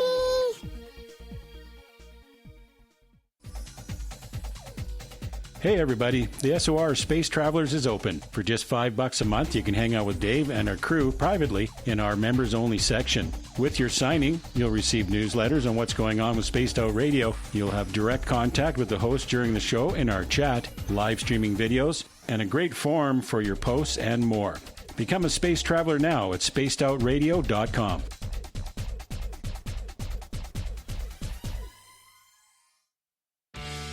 Need that weekend supernatural fix? Look no further than Spaced Out Saturday right here at spacedoutradio.com. I'm Stacey Edwards. And I'm John Edwards. Each Saturday night, Stacey and I are going to bring you the best in paranormal, cryptids, UFOs, you name it, and we're going there. It's all about the experience and to share the knowledge with all of you. So tune us in every Saturday night on Spaced Out Saturdays, starting at 9:06 p.m. Pacific, 12:06 a.m. Eastern, only at spacedoutradio.com. Cold drinks, great food, and the best music in Vancouver. The Moose Vancouver is the place to be, open until 2 a.m. nightly. Everything on the menu starts at just $6.95. Who serves food that cheap anymore? At the Moose, you'll never know who you'll run into. Rock stars, actors, athletes. It's the place everyone wants to be. So join us at the Moose Vancouver, the official party bar of Spaced Out Radio. Are you looking for great advertising value for your company? Look no further than Spaced Out Radio. We have a multitude of places to get your name out there, including commercial ads during the show, special promotions, and banners on our website. Our audience is proven to support the companies that support our show. We can make your budget work for you. So for more information, please contact us at sales@spacedoutradio.com. We're taking Sunday nights out of this world on Spaced Out Radio. This is Michael W. Hall, also known as the Paranormal Lawyer. Together, we're going to go on an exciting journey into the unknown. I'm going to bring you some of the best interviews in the paranormal and supernatural to start your new week off on a freaky note. So tune in to Spaced Out Sundays with me, Michael W. Hall, only on spacedoutradio.com. You wanted new SOR gear, and now you can have it. The SOR Vault is fully stocked with t-shirts, hats, hoodies, mugs, and everything in between, with great logos for you to choose from. So head on over to spacedoutradio.com, click on the SOR Vault, and go shopping. Pricing is quite affordable, and you can look good representing your favorite show. So go to our website and pick up your new SOR wear at the SOR Vault today. Hey, space travelers, this is John Resig, founder of the Chive and Chive Charities. If you know anything about our website, you know we like to do things a little differently. We're not some faceless organization collecting money for a nebulous cause. Our donor dollars go directly toward life-improving items. Then we give those items directly to an underdog who needs it most. To become a donor with Spaced Out Radio's official charity, Chive Charities, just go to chivecharities.org/donate. From the heartlands of Canada to beards around the world, we know how to take care of you. Fill your follicles with the Mighty Moose Beard Oil. All our oils and balms are handmade and 100% natural ingredients because we care about your beard. And hey, use the promo code SOR2019 and get your Mighty Moose Beard Oil today. You can check us out on our website, mightymoosebeard.com.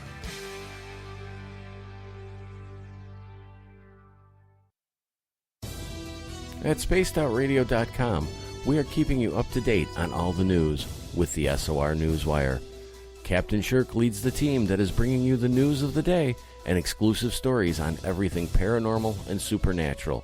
It's free to read, it's updated daily, and it's right there for you. The SOR Newswire is a one-stop shop for the news of the day.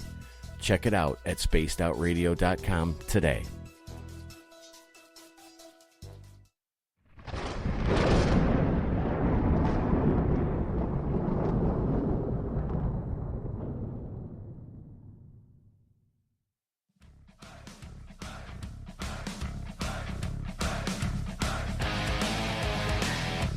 We passed the halfway point of Spaced Out Radio tonight. I am your host, Dave Scott, sitting in the captain's chair of SOR headquarters. Thank you so much for joining us. We really appreciate you taking the time. We want to remind you that if you missed portions of this show or others, you can check out our free archives at youtube.com/Spaced Out Radio.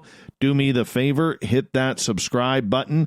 Our website is spacedoutradio.com, where we have a plethora of features for you, including rocking out to Bumblefoot and doing a little reading up on Captain Shirk's SOR Newswire. Follow us on Twitter for the show at Spaced Out Radio and my personal handle at Dave Scott SOR.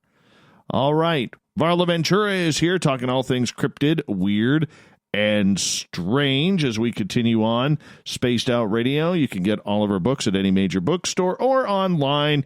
And, of course, follow her on her website, varlaventura.net. Varla, how are you? I'm wonderful. I'm mad. I know. You're mad. Just let it go. I'll get to it. I will get to this in the SOR Newswire. But that little jerk of a kid who's 5 years old, who stole the Lamborghini. If you listened a couple nights ago, I told you that little kid was going to be rewarded for his Grand Theft Auto, and he was. Oh, that just bugs me. Anyways, audience questions here. Let's get to, let's see here. Let's go to, Gutter here. The double G. Do you think UFOs are demons or extraterrestrials? Oh, I definitely don't think they're demons. No, I don't. I think they are more likely extraterrestrials. I think, of course, now we know that there are a lot of things that the government has been working on for years that weren't released and were top secret, and a lot of strange sightings can be attributed to that. I mean, lifelong ufologists admit that, but I definitely don't think they're demonic. And I've seen a couple actually where I grew up I grew up in a pretty rural area and have had a couple of sightings, and a lot of people in that area have very unexplained, no noise. I've heard a lot of similar stories from that area. So I definitely believe that there's something, out there, and it does seem to be looking for us. But I don't think it's inherently bad. All right. Talk to me in 10 years when I've been swept off the face of the earth and come back and my quarters are stacked. Yeah, you don't want to be like Joe in California, wake up with the quarters stacked and scratches all over your body and then have to deny that you got aliens. You don't want to be doing that. No. Definitely not.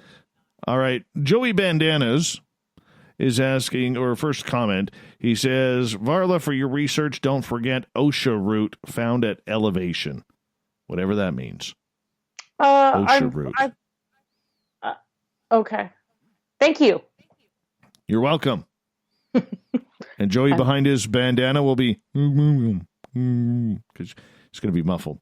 Anyways, he's asking, Are you Bandanas equating? make great masks. What's that? Bandanas make great masks. Yes, they do. Yes, they do. All right, let's continue. Joey is asking, are you equating fairies and elementals of water and or earth the same?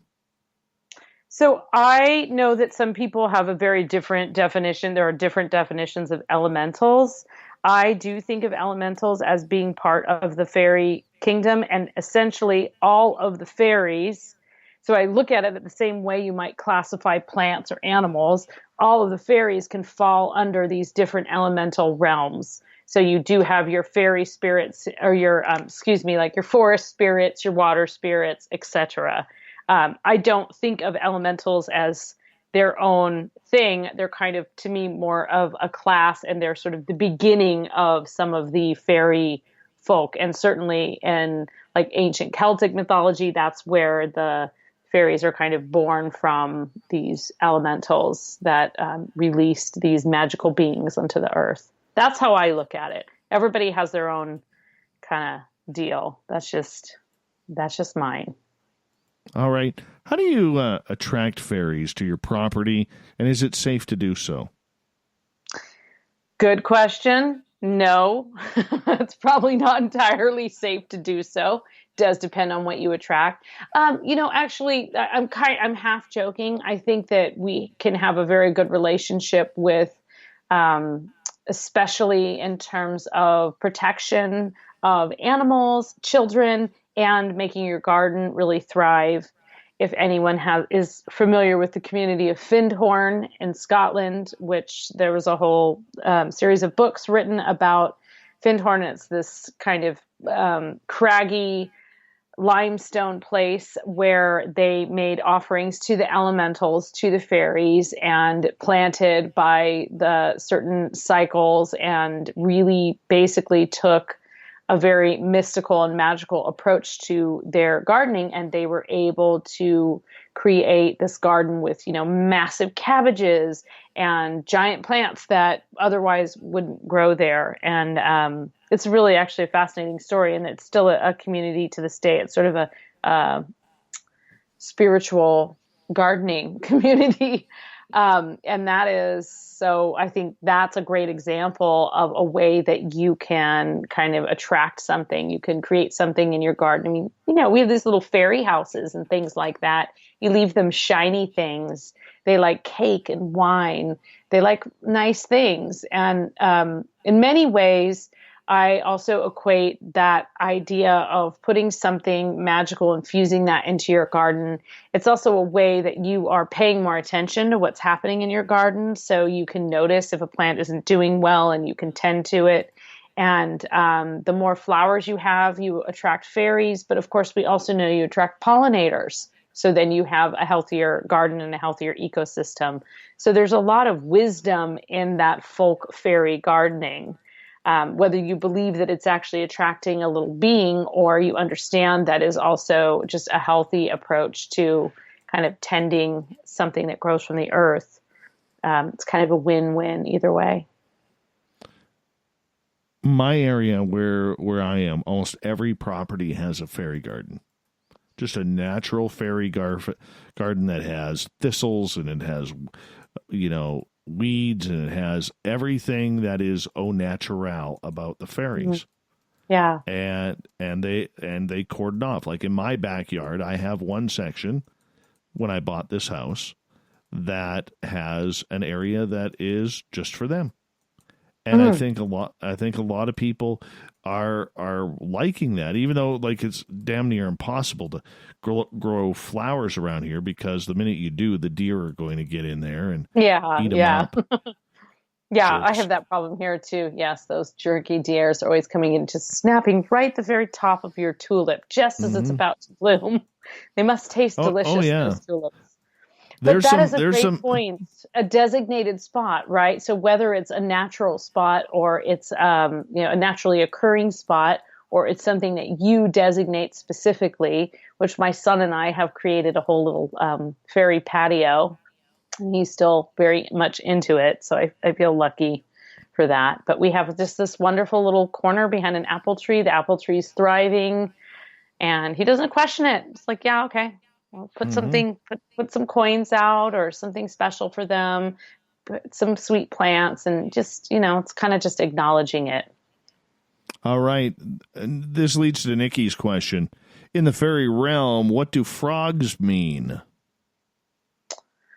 I don't really know, actually. I mean, the most things that I know about frogs mostly has to do with like witchcraft. So I don't really know too much about frogs. I know there's like a lot of changeling type, not changeling, but like Pookas are shapeshifters. So you might have something that appears to be one thing, and then it turns into a bunny or a frog or a horse, and it can talk and communicate with people and scare them and,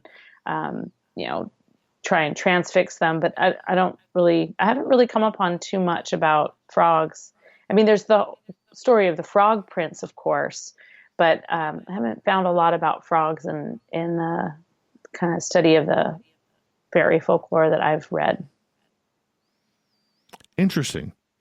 Very interesting, because you always see in any type of fairy tarot card or something, you always see butterflies, you always see like raccoons and frogs. Yeah, you do see frogs. And I even have actually on my wall in my son's bedroom is I have a Maxfield Parrish. It's not a real one, but it's a print from a magazine. I think it's a Hearst magazine from years and years ago.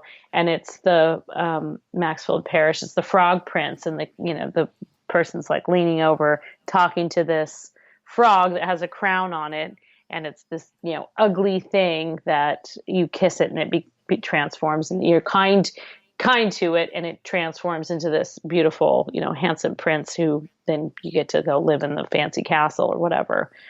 Moral of the story is be nice to warty things, I guess. Yes, otherwise they will be evil tricksters to you and end up blowing out your car wheels as you're driving down the highway at 60 miles an hour. It's true. It happens. I mean, I will say, like, frogs are magical in a lot of ways also because they are very sensitive. And so they are often the indicators of whether an environment is clean and pristine and sacred. And they have that really wonderful call in the, as in the twilight, you can hear the frogs. I know when I go and walk kind of like down by the lake, I'll hear this beautiful sound of the frog song. So I think they do kind of have a lot of mystical qualities to them, and the association with it being a clean and beautiful place. Hey, why not? Just another frog thought. I'm just jumping into it. Okay, so flip question. Flip question from Nikki. What do frogs then mean when it comes to witchcraft? Oh, yeah. Okay. So, I think we've got frogs and we've got toads. Toads are the ones that are kind of like big and warty, right? And they sometimes live in like ponds. And you often see those as being used in ritual. There's that whole idea that there are hallucinogenic toads and you can lick them and they can transform you. And then the next thing you know, you're riding a broom across the moon in the light. So they're highly associated with witchcraft and transforming something into a toad. And I think that whole idea is really just the idea of taking something and cursing it into being something lowly and defenseless, which you would do with an enemy that you feel might harm you. So they're used in a very symbolic way. And then, of course, because they're symbolic in a lot of old recipes, you don't find it so much anymore in print, but you might find certain, frog parts called for in a magical concoction. Sorry, it's kind of gruesome, but, and here I took you for more of a lover of Eye of Newt. Well, I like it all, So when you're doing your spells and everything, are you wearing the pointy black hat? Were you going to ask? Was I thinking of you? That's what I thought you were going to ask. Look, I have a couple of hats. I do like them. Every year at Halloween, my friends all make fun of me because that's when I don my hat, and they say, "I thought you were I thought you were dressing up for Halloween. Ha ha ha ha ha. No, I just practice. I feel like I'm being tricked into admitting something here that I don't want to admit on air. Come on, spill the beans. What do you wear when you do? Well, I think I just wear something that I feel beautiful in and I feel comfortable in. And, I make sure that I'm clean and ready to go. So that's usually a black gown of some kind. I mean, I am who I am. And I do have a couple of hats, but I don't usually wear them for rituals. Metaphysically speaking, when you are putting together, your own rituals and spells, what are you looking for? What are you trying to accomplish? Give us an example. Oh, acquisition of property is a wonderful example.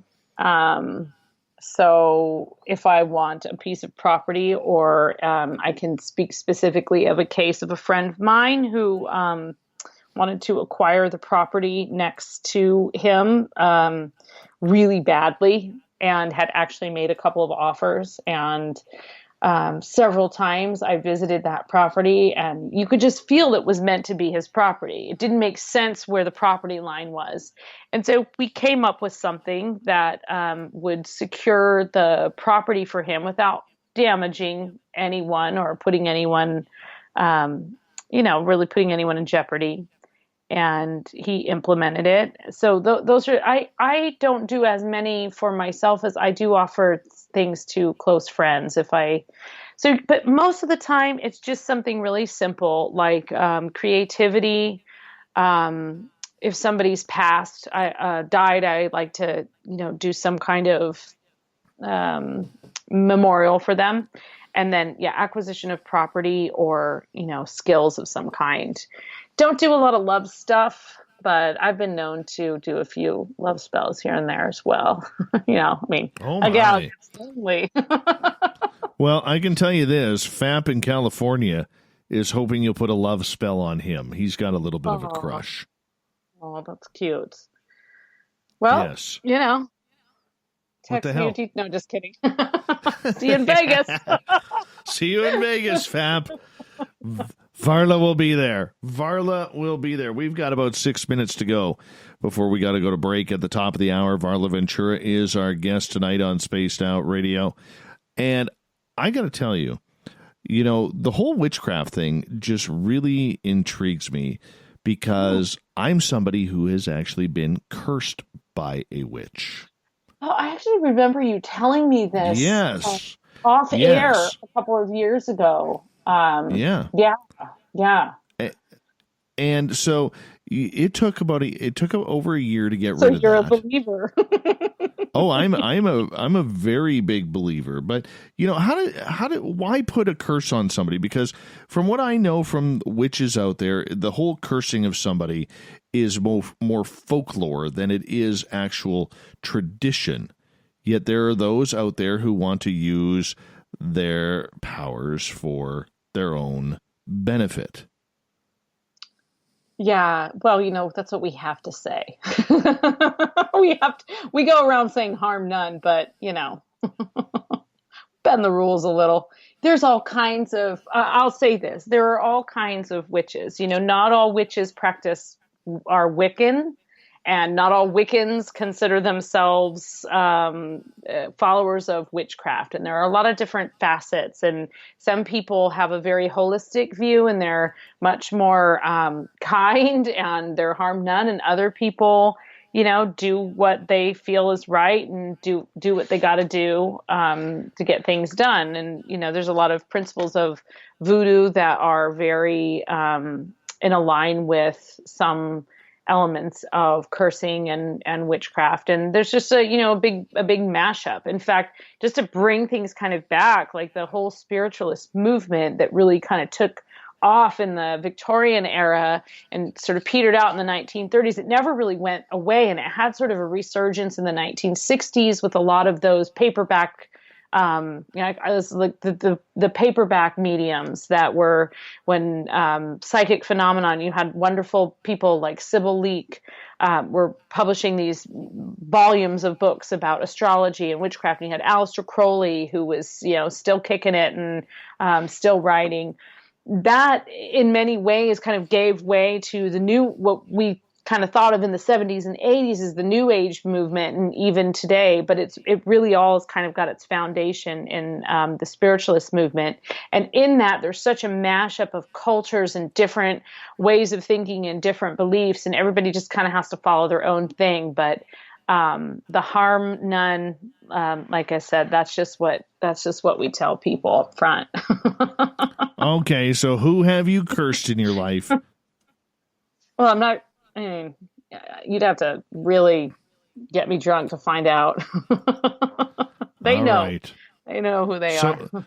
So help me, if you were the reason that Guns N' Roses officially broke up the first time, the show is over. I think, The show is over. I had nothing to do with that, of course. All right. Making sure. Varla Ventura is our guest tonight. We got about 2.5 minutes here before we got to go to break. But with curses, I think for people who do not understand them, we look at this as maybe just some sort of witchcraft legend or voodoo legend. But, this can affect a lot of people if the person really knows what they're doing. Oh, yeah. It can kill people. I've seen it happen. It wasn't me. Just saying, but if it's like anything, of course, if it's the wrong circumstances, and of course the person being cursed never feels like they deserve it, of course, and they probably don't.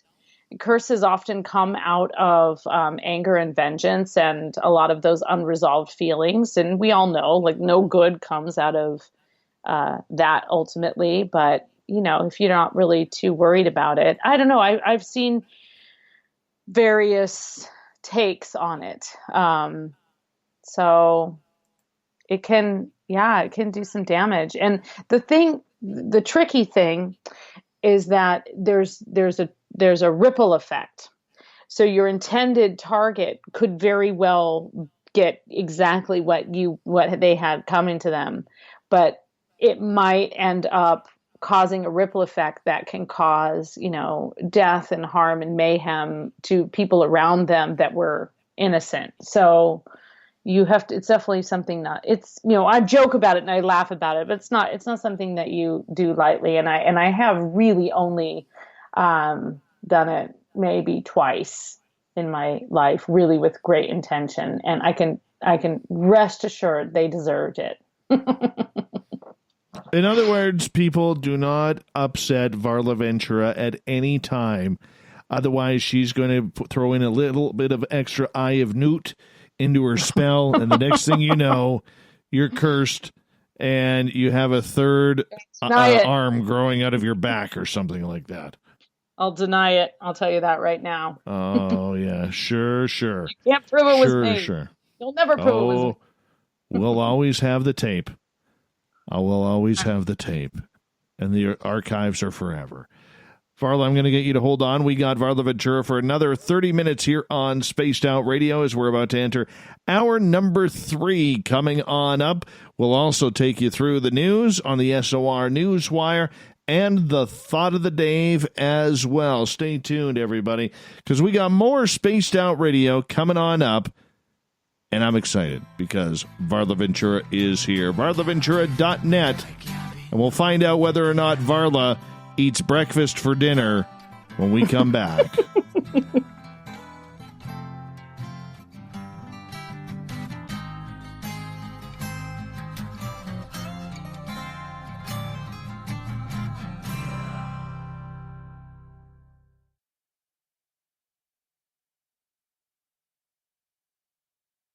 Hello, this is your guitar man, Ron Bumblefoot Thal, and I have to tell you, I love the response I get for Little Brother is Watching from Spaced Out Radio fans. It's amazing how music can inspire and make people think deeper about what's going on in the supernatural world.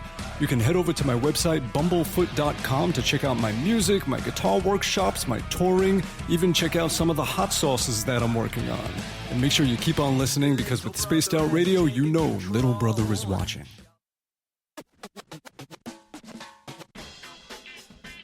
The SOR Vault is open for business, and do we have some cool swag for you to pick up? All you have to do is head over to our website and click on the SOR Vault. You have a variety of cool logos to choose from, and put them on anything you want. T-shirts, hoodies, hats, coffee mugs, you name it, we can get it to you. So do your shopping by supporting the store you love. Get your Spaced Out Radio swag at the SOR Vault today.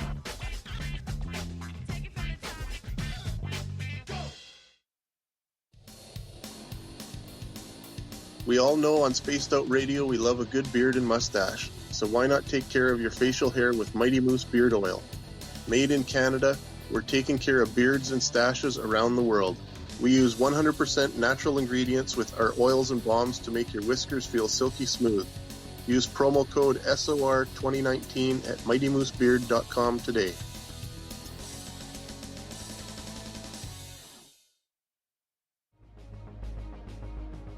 Hello everyone, this is Ryan Stacy from the Experiencer Support Association, otherwise known as TESSA.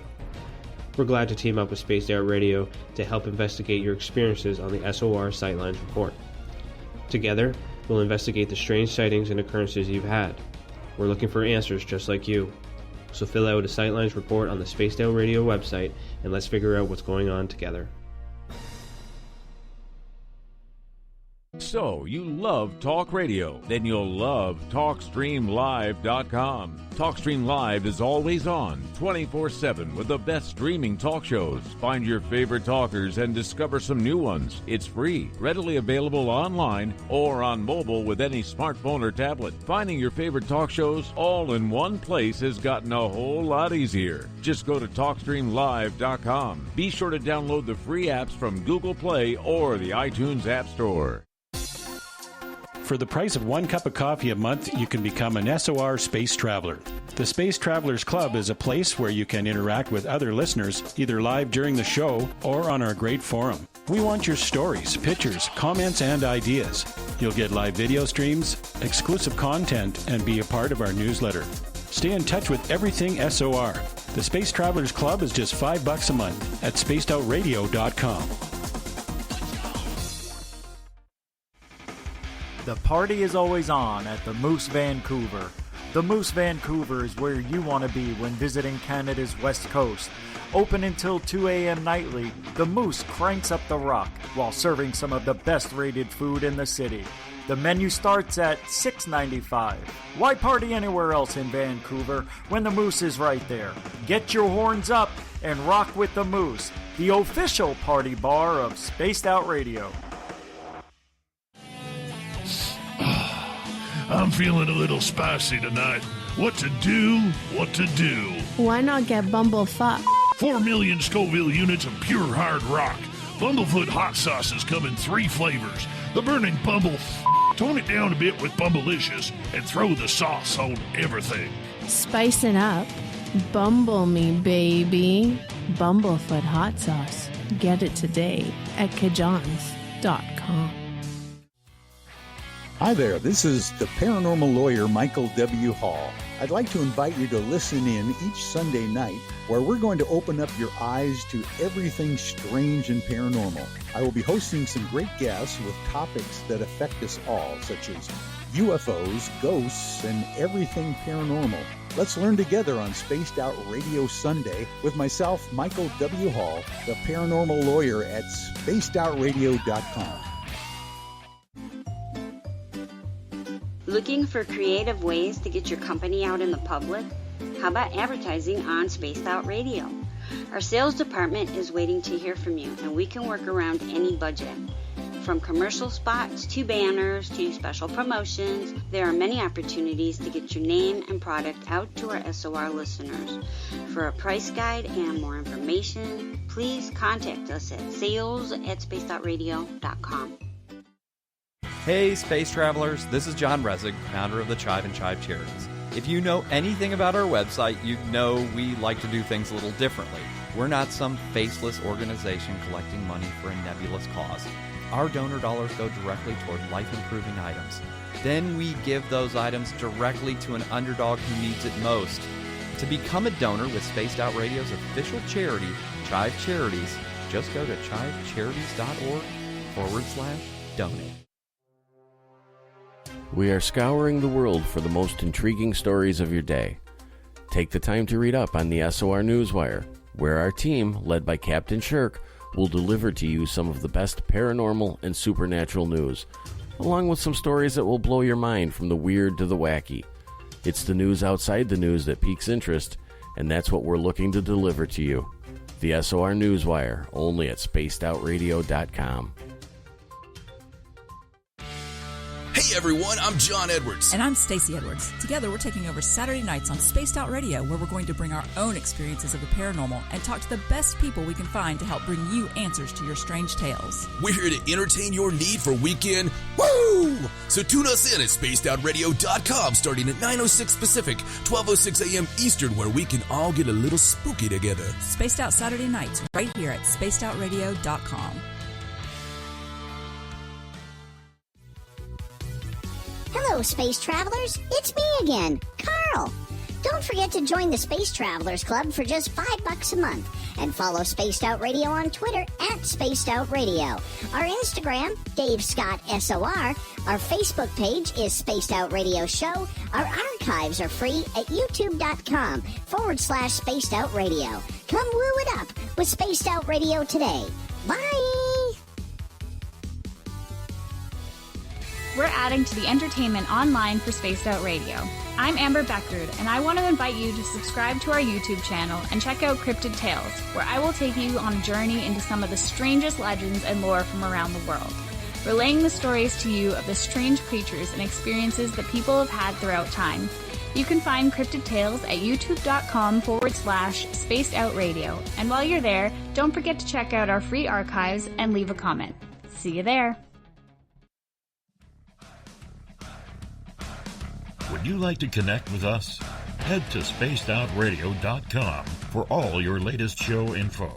Now, back to Dave Scott and SOR. We are underway in the third and final hour of Spaced Out Radio tonight. I am your host, Dave Scott. Thank you so much for choosing to spend your evening with us. We welcome back everyone listening in on our terrestrial affiliates across North America and on the digital side on Revolution Radio and TalkStream Live.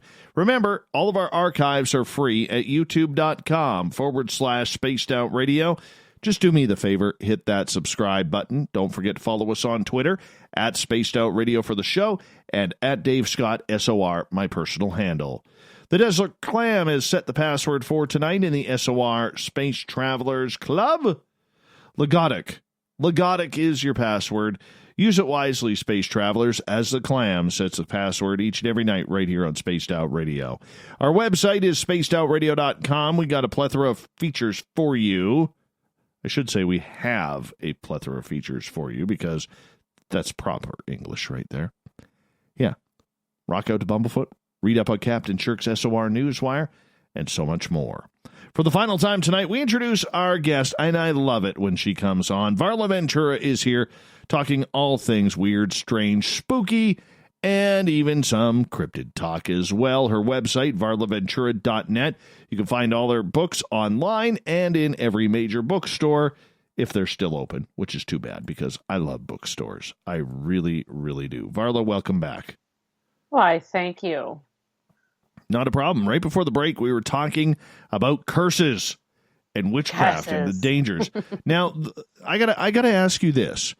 Is it really true that if you are able to reverse a curse, that it goes back on the person who did the curse tenfold? I don't know. No one's ever been able to reverse one of my curses. I don't know. I mean, yeah, I've heard that. I've not seen that actually take place. Again, the people that I know that curse responsibly, but you know, we curse. I feel like that could be a T-shirt line: "Curse responsibly," with like a picture of a cauldron instead of a beer can. Yeah, it's hard to. How do you judge that? You just blame someone for all of your ill luck and think it's a cursed, a reversed curse. I have a joke for you that's kind of a curse joke, and you probably you might have heard this joke before. Don't worry, it's not too off color or anything. But essentially, it goes like this: a husband hears his wife, and she says, honey, do you ever have that feeling like you're just like pins and needles all up and down your arm, like somebody's just like stabbing your arm, like you're a voodoo doll and they're stabbing your arm? And he says, oh, no. And she says, how about now?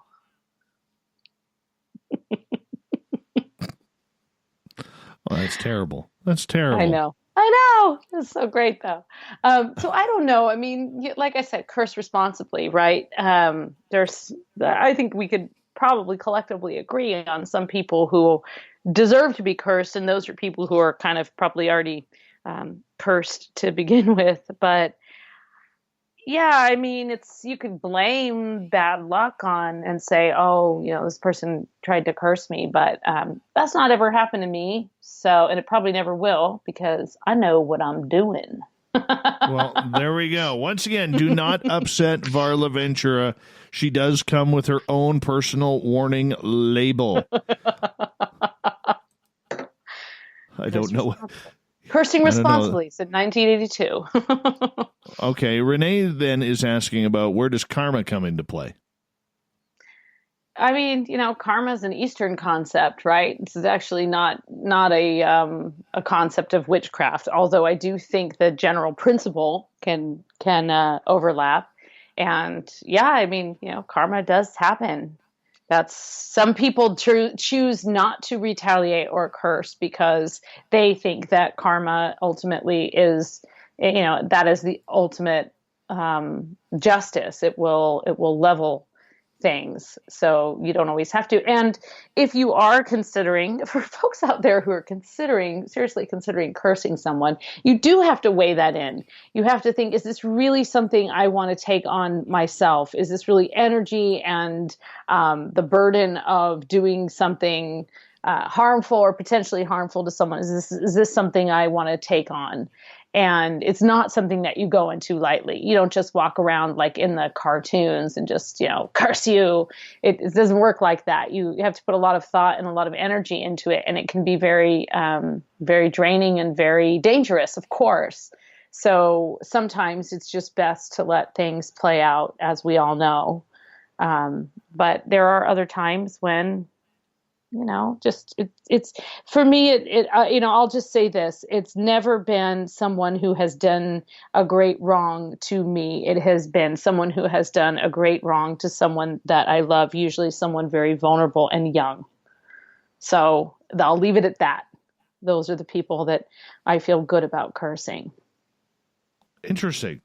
Very interesting. Okay. Well, once again, let's remember that we should never upset you or anything like that. You do come with a warning label. All right, let's move on here. In regards to, witchcraft, I mean, we always think of the strangeness that goes along with that, flying on the broom and the black cat, and there's a lot of superstition that goes along with that. How much have you studied the superstition that goes along with it? Oh, quite. I mean, somewhat. The black cats and all of that. And actually, black cats are considered good luck by witches, and probably a lot of people out there. I mean, cats in general. That goes all the way back to the Egyptians and how much they worshipped cats. So some of the things that are superstitions kind of make sense, and other things like the mirror. The idea of a mirror and breaking a mirror and 7 years of bad luck, that actually just comes from the idea that it's really, once upon a time, mirrors were very expensive and very valuable. I mean, it was a very valuable thing and a very kind of rare commodity. There's this beautiful glass with like silver infused on the back of it. And it was a looking glass, and it wasn't something that every household had. So to break it, became this idea that now you were entering into bad luck because you had this once beautiful thing that had been cursed. Or, this isn't really very related to witchcraft, but the idea of opening an umbrella indoors, right? We've all heard that one, like never open an umbrella indoors because it will bring you bad luck. Well, the reason that's actually very practical. The reason you don't open an umbrella, when umbrellas became a thing in the late, in the 1800s, especially during the Victorian era, they actually had this spring when they finally got the thing where there was like a spring mechanism. So it wasn't just a kind of paper parasol. It actually had very sharp pieces on it. And so if you were to just pop your or your umbrella open in a crowded, the lobby of the opera house, you could take somebody's eye out. So it became bad etiquette, and a way of making sure that people maintain bad etiquette is to tell them that they're going to be cursed if they do something. They'll come with bad luck. Well, it's pretty bad luck if you take someone's eye out. You're probably going to have some bills involved in that. So some of the like really classic superstitions have very practical and kind of humorous, backstories. But witches, witchcraft, lying, all of those things, those have, there's a deep history there with the idea that using herbs or hallucinogens or just actually ritual to invoke the idea of transforming, leaving your body, traveling to the astral plane. Those were all early practices that were then observed by stalwart Christians trying to convert heathens and were recorded as being demonic. Interesting. Okay. But with superstition, there's a lot of people who follow it to a T. Athletes are huge on on superstition. Yes, very, very. Yeah. That ritual, there's like certain things or like, there's endless stories of that. Only using a specific bat, never washing your jersey. Hockey players are very superstitious. Huge. Yes, hockey players are extremely superstitious. Yes. And that's interesting. I always find that interesting too, because it's a little ritual and it's just like, it's a hedge your bets kind of thing, right? It's like, I'm just going to do this.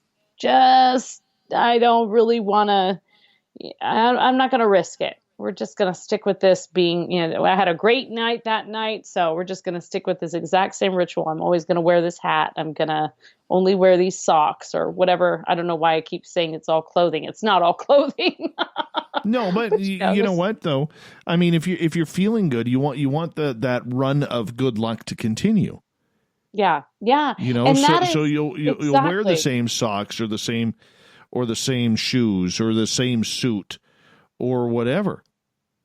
And that's a big principle of kind of like magic and witchcraft and, your village healer who someone might come to you for a love potion. I mean, so much of that is the belief that it's going to change things. It changes your way of thinking.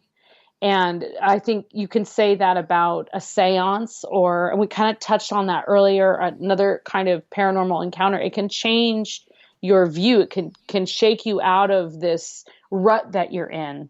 And for many of us, we need something tangible. So if it's a little poppet or a little sachet that we can, tie and put under our pillow at night, or whatever little ritualistic thing we can do, it gives us something to hold on to. And that actually changes our brain, right? Completely changes the way we're thinking about things. And so then you can actually make changes in your life and you can open yourself up. So if you believe that this little thing is going to bring you love, then you may actually just be changing your brain and allowing yourself to believe that you can bring love into your life. So the principles of magic are not unlike some of the principles of psychology. Okay. So is it just routine or is it actual real? Well, now a real kind of like concoction would be, ideally everything is harvested with great purpose and included in a a spell or some kind of potion or something like that, or whatever you're being given. Let's say it's a box and it has 5 different things in it. Each one of those things isn't just grabbed off of a shelf and dusted off and thrown in. It's the thought that's going into it. Certain herbs that are planted and only harvested at certain hours of the day or under the light of a type of moon.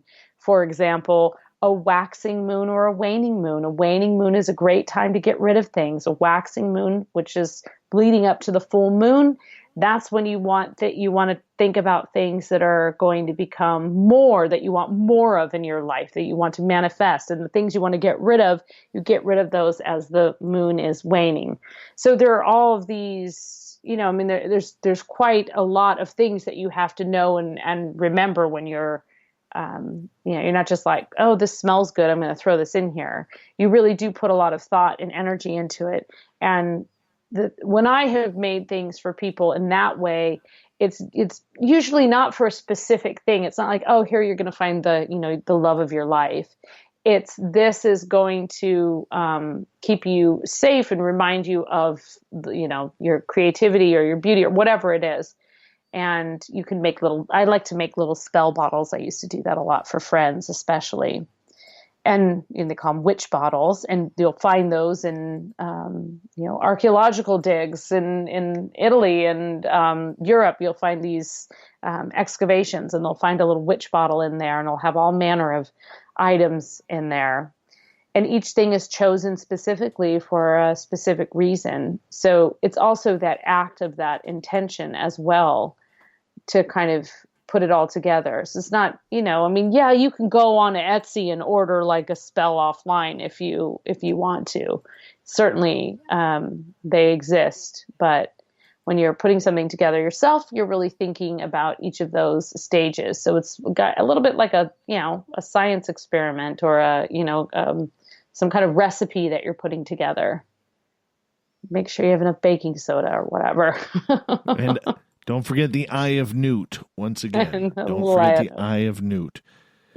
Varla Ventura is our guest tonight. We got her for another 6.5 minutes here on the show. Another show that is just flying on by tonight. Varla, I got to ask you, when you are doing your own rituals or anything like that, do you ever seem to attract animals around?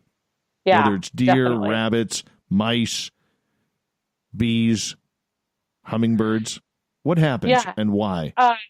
So if I'm inside, it's always my cat. And that's no surprise to anyone that I have a black cat that is frequently interested in what I'm doing, especially late at night if I'm writing to candlelight or if I'm creating something. If I'm doing it outside, where I live now and where also similar to where I grew up, we had a lot of deer and fox and bunnies. There's an abundance of bunnies. So I do think when you are doing something very kind of harmonious, you can certainly, things come and kind of check it out. Birds are like, hey, what's going on? Or if you're doing something that might have like an interesting smell and it might attract the animals or things like that. I mean, deer probably less so, but it just depends. I mean, I have done a few things way out in the woods, and I'm sure there are many, many eyes on me at that point, kind of waiting to see what that weird lady's going to do in the middle of that circle of trees. Well, I'm just wondering, find your shape by the moonlight. I don't know.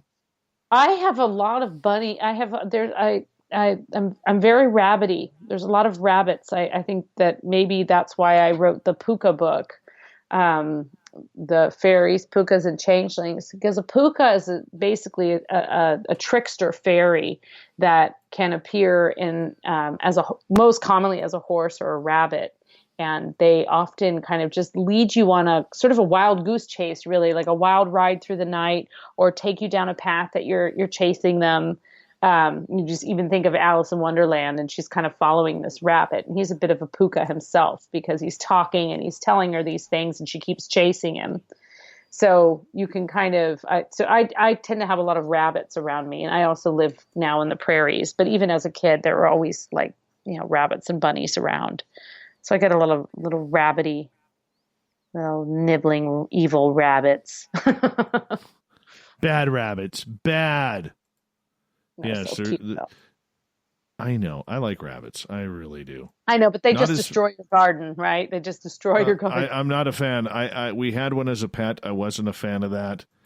Wouldn't do that again. We had pet bunnies also when I was a kid, and they will just chew right through anything of value, including books, cords, lamps.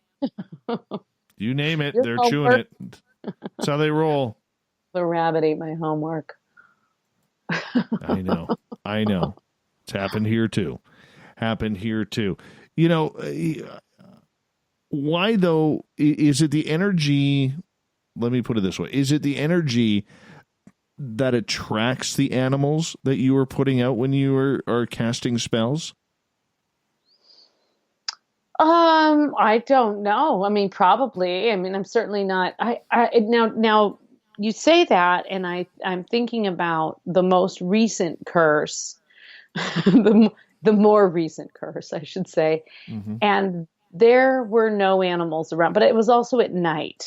So by the light of a fire. So what animals there were, I wasn't necessarily hanging out with them. I'm sure there were bats and things flittering about. Mm-hmm. But I just think that kind of comes into play. Like if it's possible to bring in all those elements of nature, you have to take into account, like you have to be respectful of what animals and creatures are out there in general. So you do have to kind of think about that, like I don't do things that, I don't throw glitter into the forest, for example, non-biodegradable glitter. I don't, because it's gross. It's little bits of plastic that you're just like ruining. A nice mossy glen is now sparkling with glitter. There's certain things I don't use for that reason. If I'm out and about, I'm just I don't like glitter. I'm not a glitter fan. Bombs to Varla Ventura at 123 4th Avenue. If she curses you, glitter bomber. Yeah, that's my idea of a curse. A glitter. I don't blame you. Yeah, bad. Reverend Keith is asking, how do you break curses? Well, there's all kind. You do another. You just do a removal spell. You can do a banishing. That's the most common, to do a banishing. A lot of people do banishings if they feel like they're being haunted, or they have bad luck, or they think they've been cursed. You do a good old fashioned banishing. Again, you kind of pay attention to like what time of the day it is or night, and what's going on with the moon. You don't want to do a banishing as the moon is getting fuller, because the theory is that now you're just magnifying whatever it is that you need to let go of. My favorite, I will share, like my favorite simple banishing. I think anyone can do it, because I don't think you need to, read volumes and volumes of mixed mash witchcraft. When the after the moon has full, even at the new moon when it's completely dark, get yourself a nice candle, preferably a black candle. My tip to people is to use a birthday candle, because the idea that you can burn a candle from beginning to end, and that's the beginning of the spell and the end of the spell. But if you have a big old fat candle, and then, you want to go to sleep and you got kids in the house and pets and you're worried about your house, not always good. So I use birthday candles when I'm just trying to, get it out there. So birthday candles are small votives, usually black, and you can scratch right into the side of it with a toothpick, a name, if it's a big enough candle. If it's not, you can write down what it is, either the person or the feeling or the thing you want to get rid of. Light that, light it all on fire, let it burn down, and then you just get rid of it. You just take it out and bury it. If you don't have a yard or a place to safely bury it, you can put it in a nice little paper bag and put it in a trap. Got to cut you off right there. Next half hour, coming up with the news.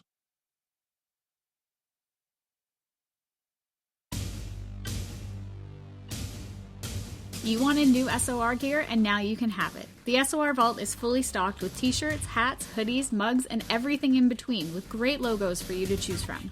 So head on over to spacedoutradio.com, click on the SOR Vault, and go shopping. Pricing is quite affordable, and you can look good representing your favorite show. So go to our website and pick up your new SOR wear at the SOR Vault today. Hey, Spaced Out Radio fans! It's John Resig, founder of the Chive and Chive Charities. Our goal is to make the life of veterans, first responders, and those with rare medical conditions 10% happier. We do this by donating one grant item, ranging from dance to therapy programs to prosthetic limbs, to those who need it most. To contribute to Spaced Out Radio's official charity, head over to chivecharities.org and become a donor today. Hey everybody, the SOR Space Travelers is open. For just $5 a month, you can hang out with Dave and our crew privately in our members-only section. With your signing, you'll receive newsletters on what's going on with Spaced Out Radio. You'll have direct contact with the host during the show in our chat, live streaming videos, and a great forum for your posts and more. Become a space traveler now at spacedoutradio.com.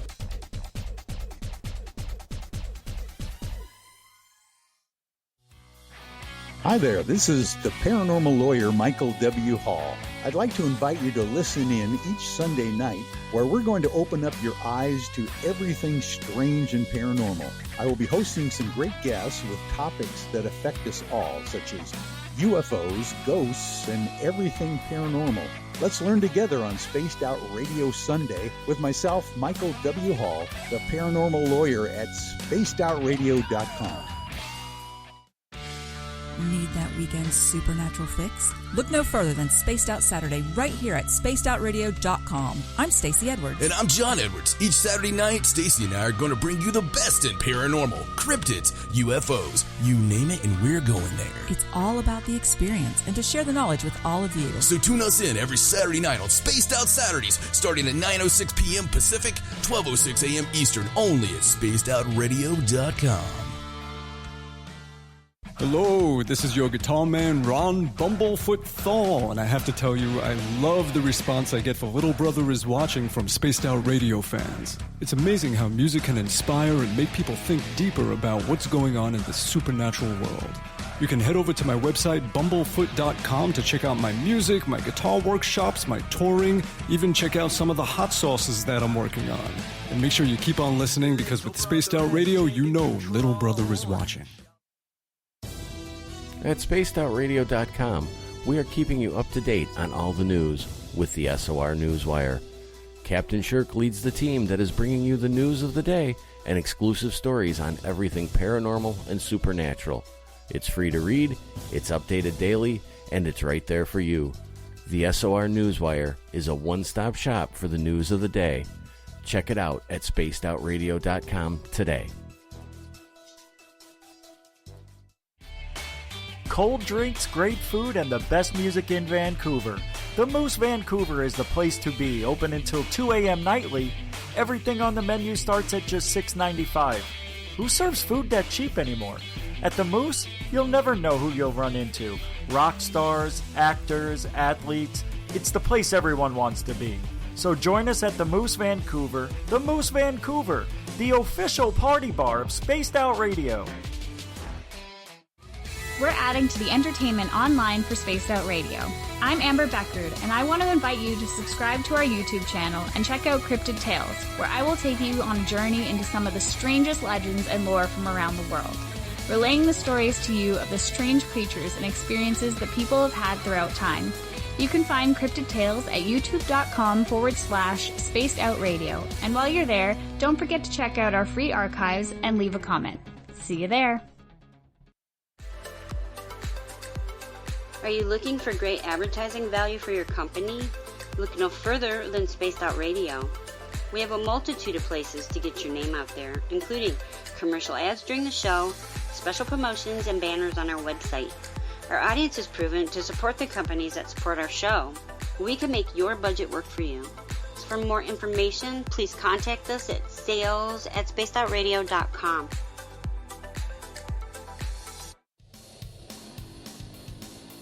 We all know on Spaced Out Radio we love a good beard and mustache, so why not take care of your facial hair with Mighty Moose Beard Oil? Made in Canada, we're taking care of beards and stashes around the world. We use 100% natural ingredients with our oils and balms to make your whiskers feel silky smooth. Use promo code SOR2019 at MightyMooseBeard.com today.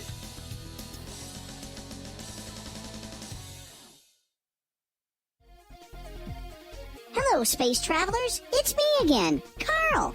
Don't forget to join the Space Travelers Club for just $5 a month and follow Spaced Out Radio on Twitter at Spaced Out Radio. Our Instagram, Dave Scott SOR. Our Facebook page is Spaced Out Radio Show. Our archives are free at youtube.com/Spaced Out Radio. Come woo it up with Spaced Out Radio today. Bye!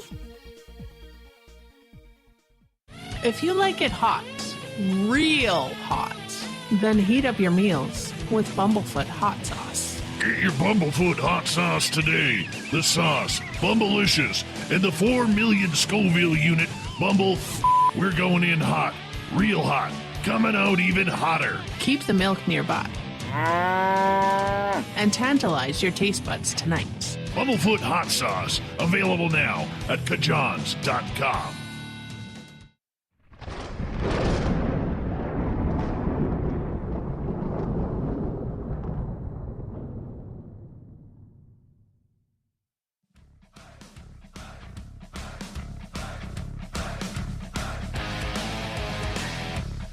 We've rounded third. We're heading for home tonight on Spaced Out Radio. I am your host, Dave Scott, sitting here in the captain's chair of SOR headquarters. Thank you so much for joining us. Really appreciate you taking the time to join us each and every night. I want to remind you that if you've missed most of this show or others, you can check out our free archives at youtube.com/Spaced Out Radio. Just do me the favor, hit that subscribe button.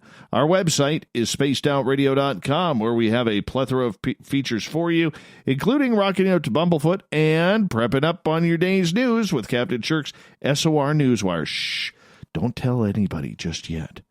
But tomorrow is Captain Shirk's birthday. She doesn't even know yet. We'll let her in tomorrow on that. All right. Twitter. If you're on it, follow us at Spaced Out Radio for the show and my personal handle at Dave Scott SOR. Speaking of the news, let's get to it, shall we? Hi, Becky. Hi, Becky in our YouTube channel saying hi for the first time. Thank you so much. I appreciate that. Here we go with the news.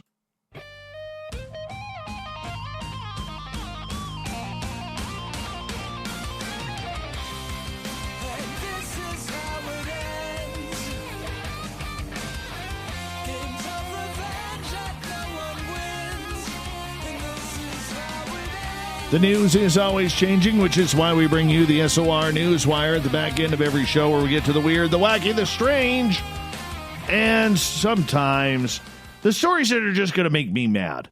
Okay, this one makes me mad. Yeah. Okay, remember that 5-year-old that we reported on a couple of days ago who ripped off mom and dad's car in Utah, wanted to drive to California, pocket full of cash, had a whole $3, wanted to go buy a Lamborghini because his mom wouldn't buy him one. Well, the 5-year-old, of course, got a ride in the Lamborghini. Yeah. No punishment for this kid. Sure, he's a little bit grounded and the parents are going to make him do some extra chores. Like, come on. How many chores can a 5-year-old do? It's not like he's, look, I see what my 6-year-old does and doesn't do. Okay, and I think I'm a pretty good parent. I'm a disciplined parent. All right? But they don't do much. Okay? For being as young as they are, they're like an old dog that lays on the couch and watches the soap operas. So anyways, Adrian Zamaripa, who was pulled over going 32 miles an hour on a highway in Ogden, Utah, Monday. Cops thought the driver was drunk until they pulled him over and saw the 5-year-old who couldn't produce a driver's license. Well, he said he was driving to California because he wanted a Lamborghini. Well, Jeremy Nevis, a Lamborghini owner from Orem, was so impressed. Okay, this is where it becomes idiotic. He was so impressed by Zamaripa's effort that he brought his $250,000 Huracan to give him a ride.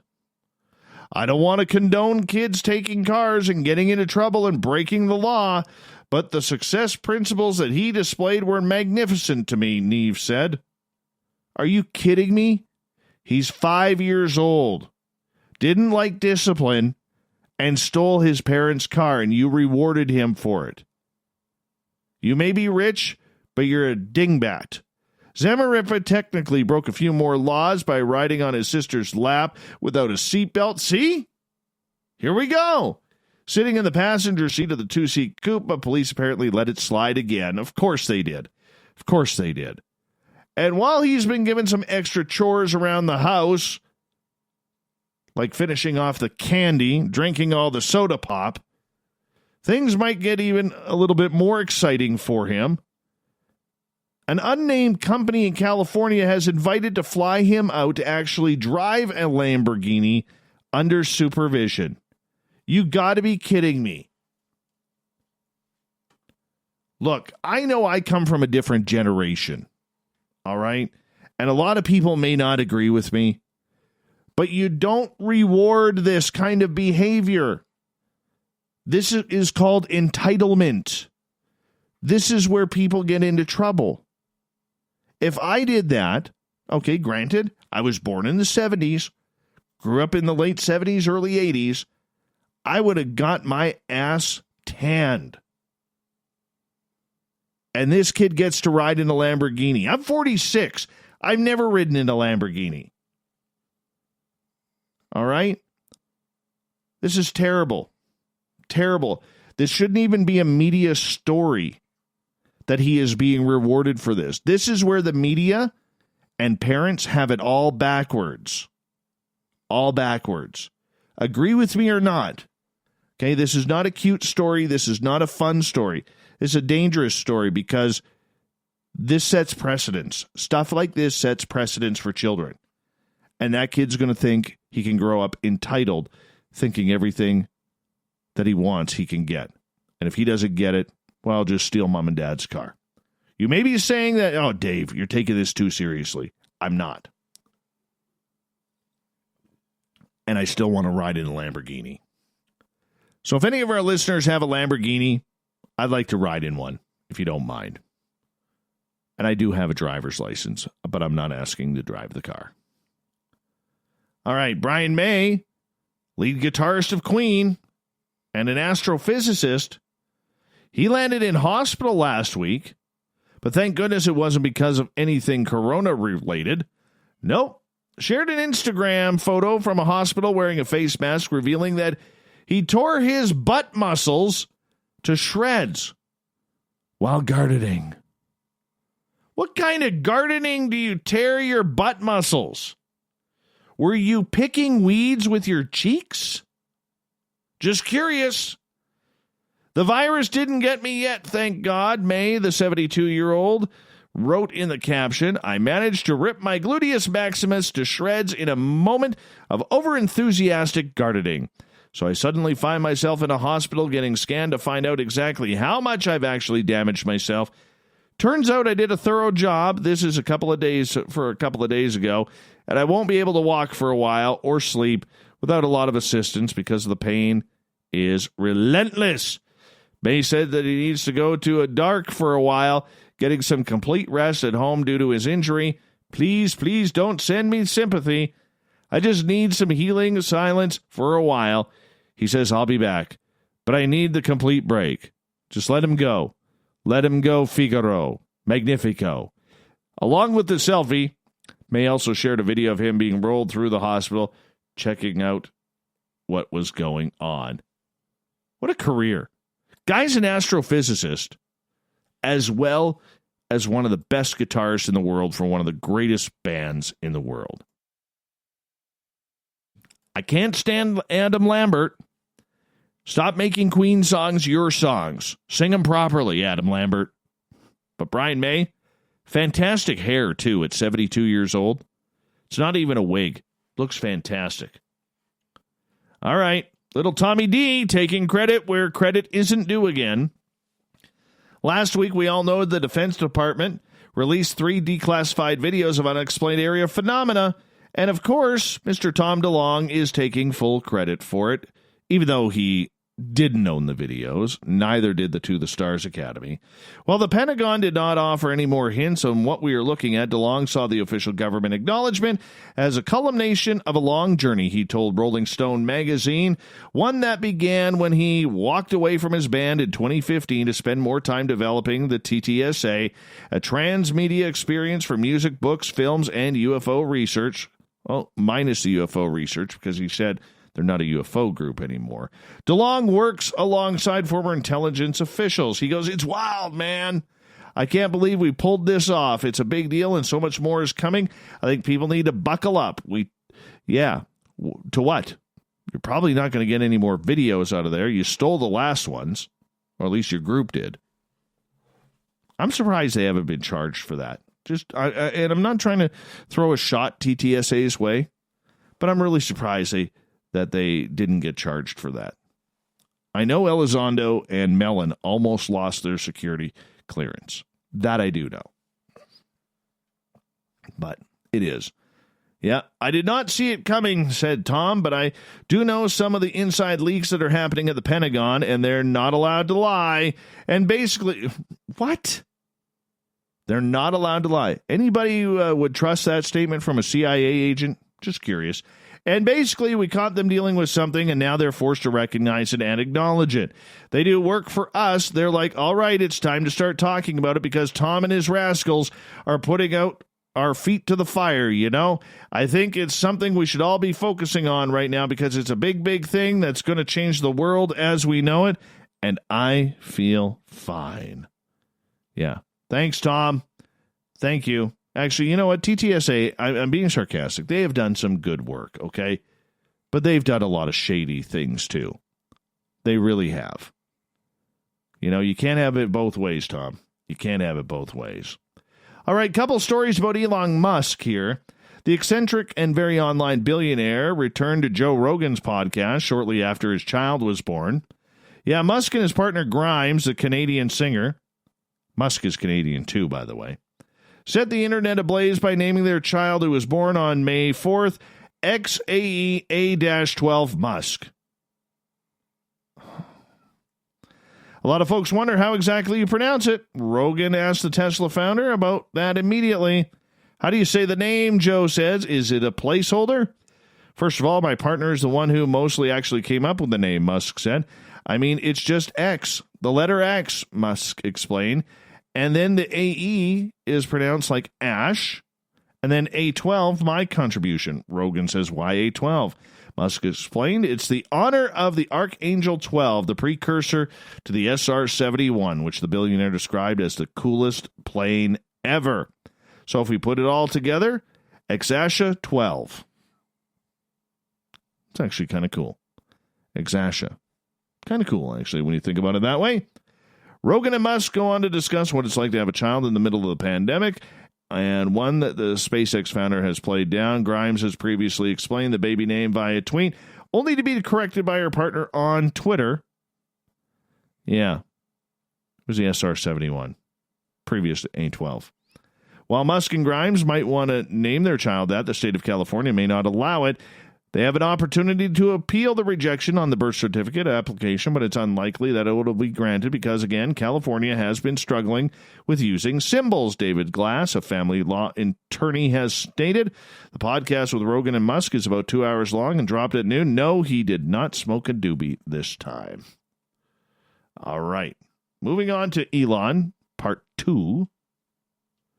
SpaceX plans to make its satellites generally invisible to the naked eye within a week of launch following complaints of light pollution. The company's billionaire founder, Elon, denied claims that the eventual 12,000-strong fleet could ruin the night sky for astronomers, but it has now said it will darken the satellites with a software upgrade so they will fly with their knife edge to the sun to minimize reflections.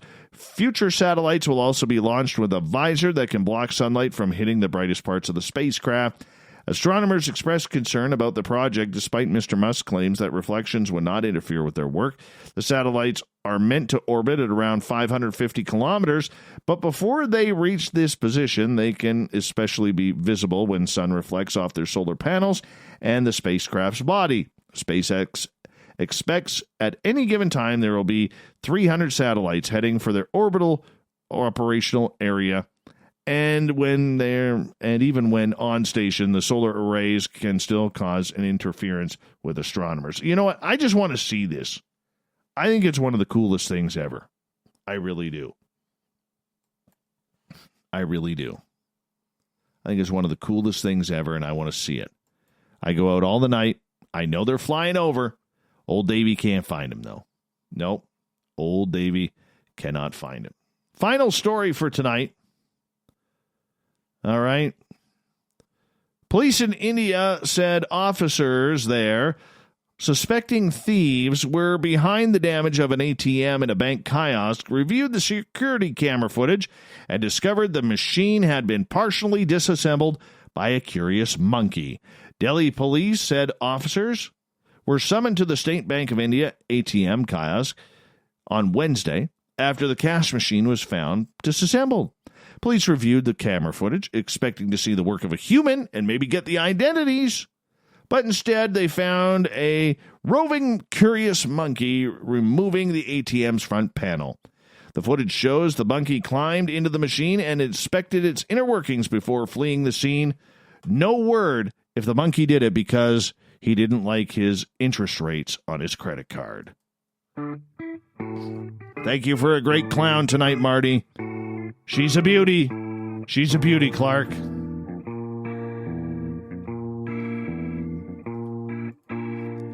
Thought of the Dave happens every night at this time where we ask a question on our Facebook and Twitter pages, then read your responses on the air.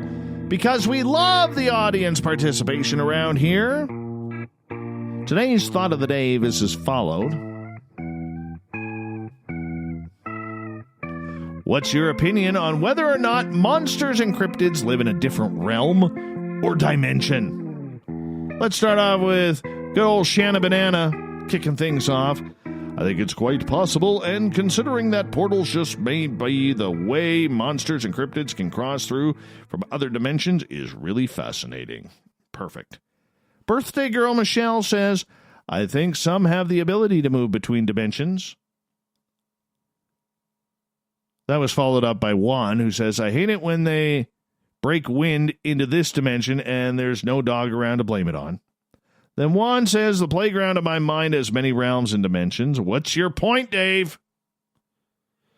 Mr. Skeptic, they do live in a different dimension, the dimension of the mind. Oh, there you go. There you go. Nathan, yes and no. They live in both here and there and wherever, and the other place is, and I can go back and forth freely.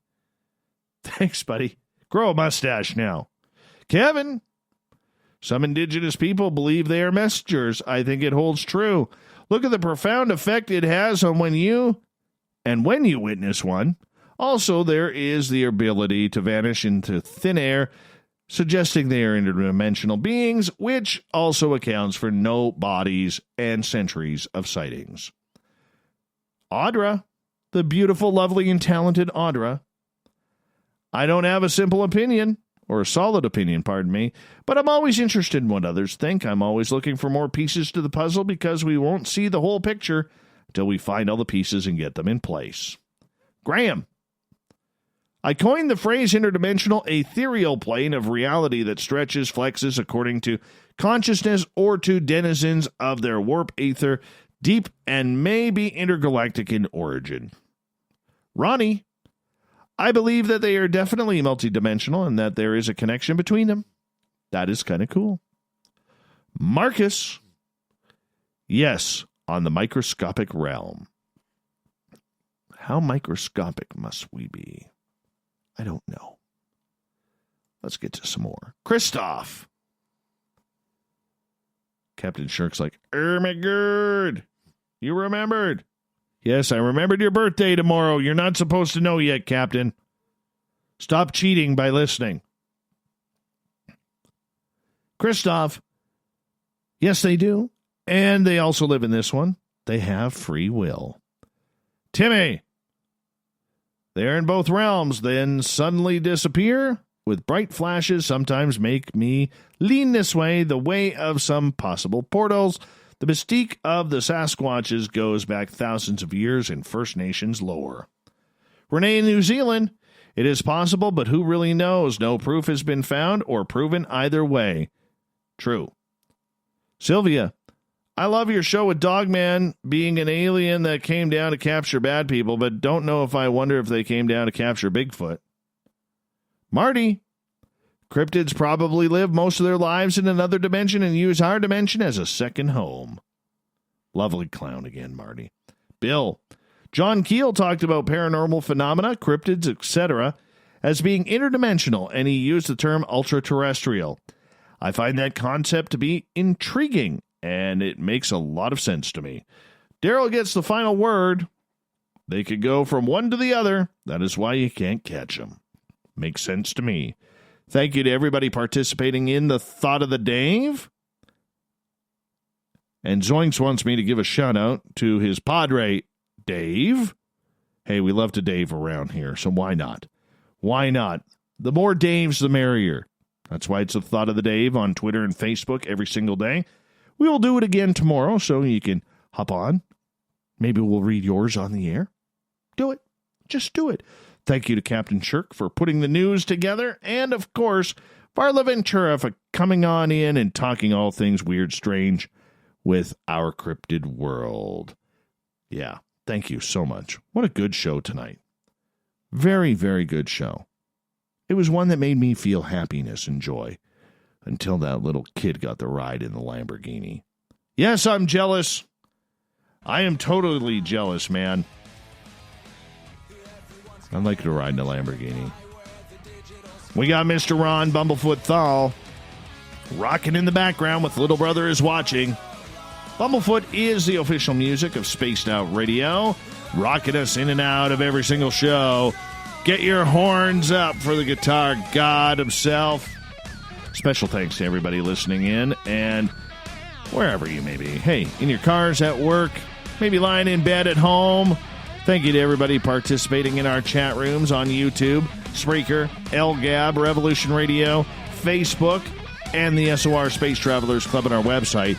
To all the snarkers and snarkettes on Twitter at hashtag Spaced Out Radio, you were absolutely beautiful tonight.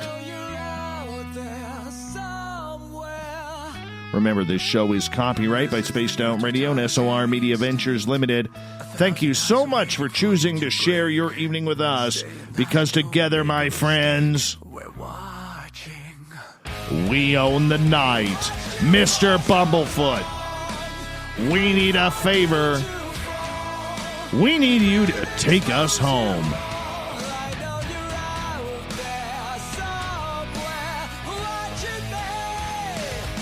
Have a great night, everybody. Thank you for riding the Woo train with us. We'll be here tomorrow at the docking station. Your seat is reserved. Come join us, will you? Good night.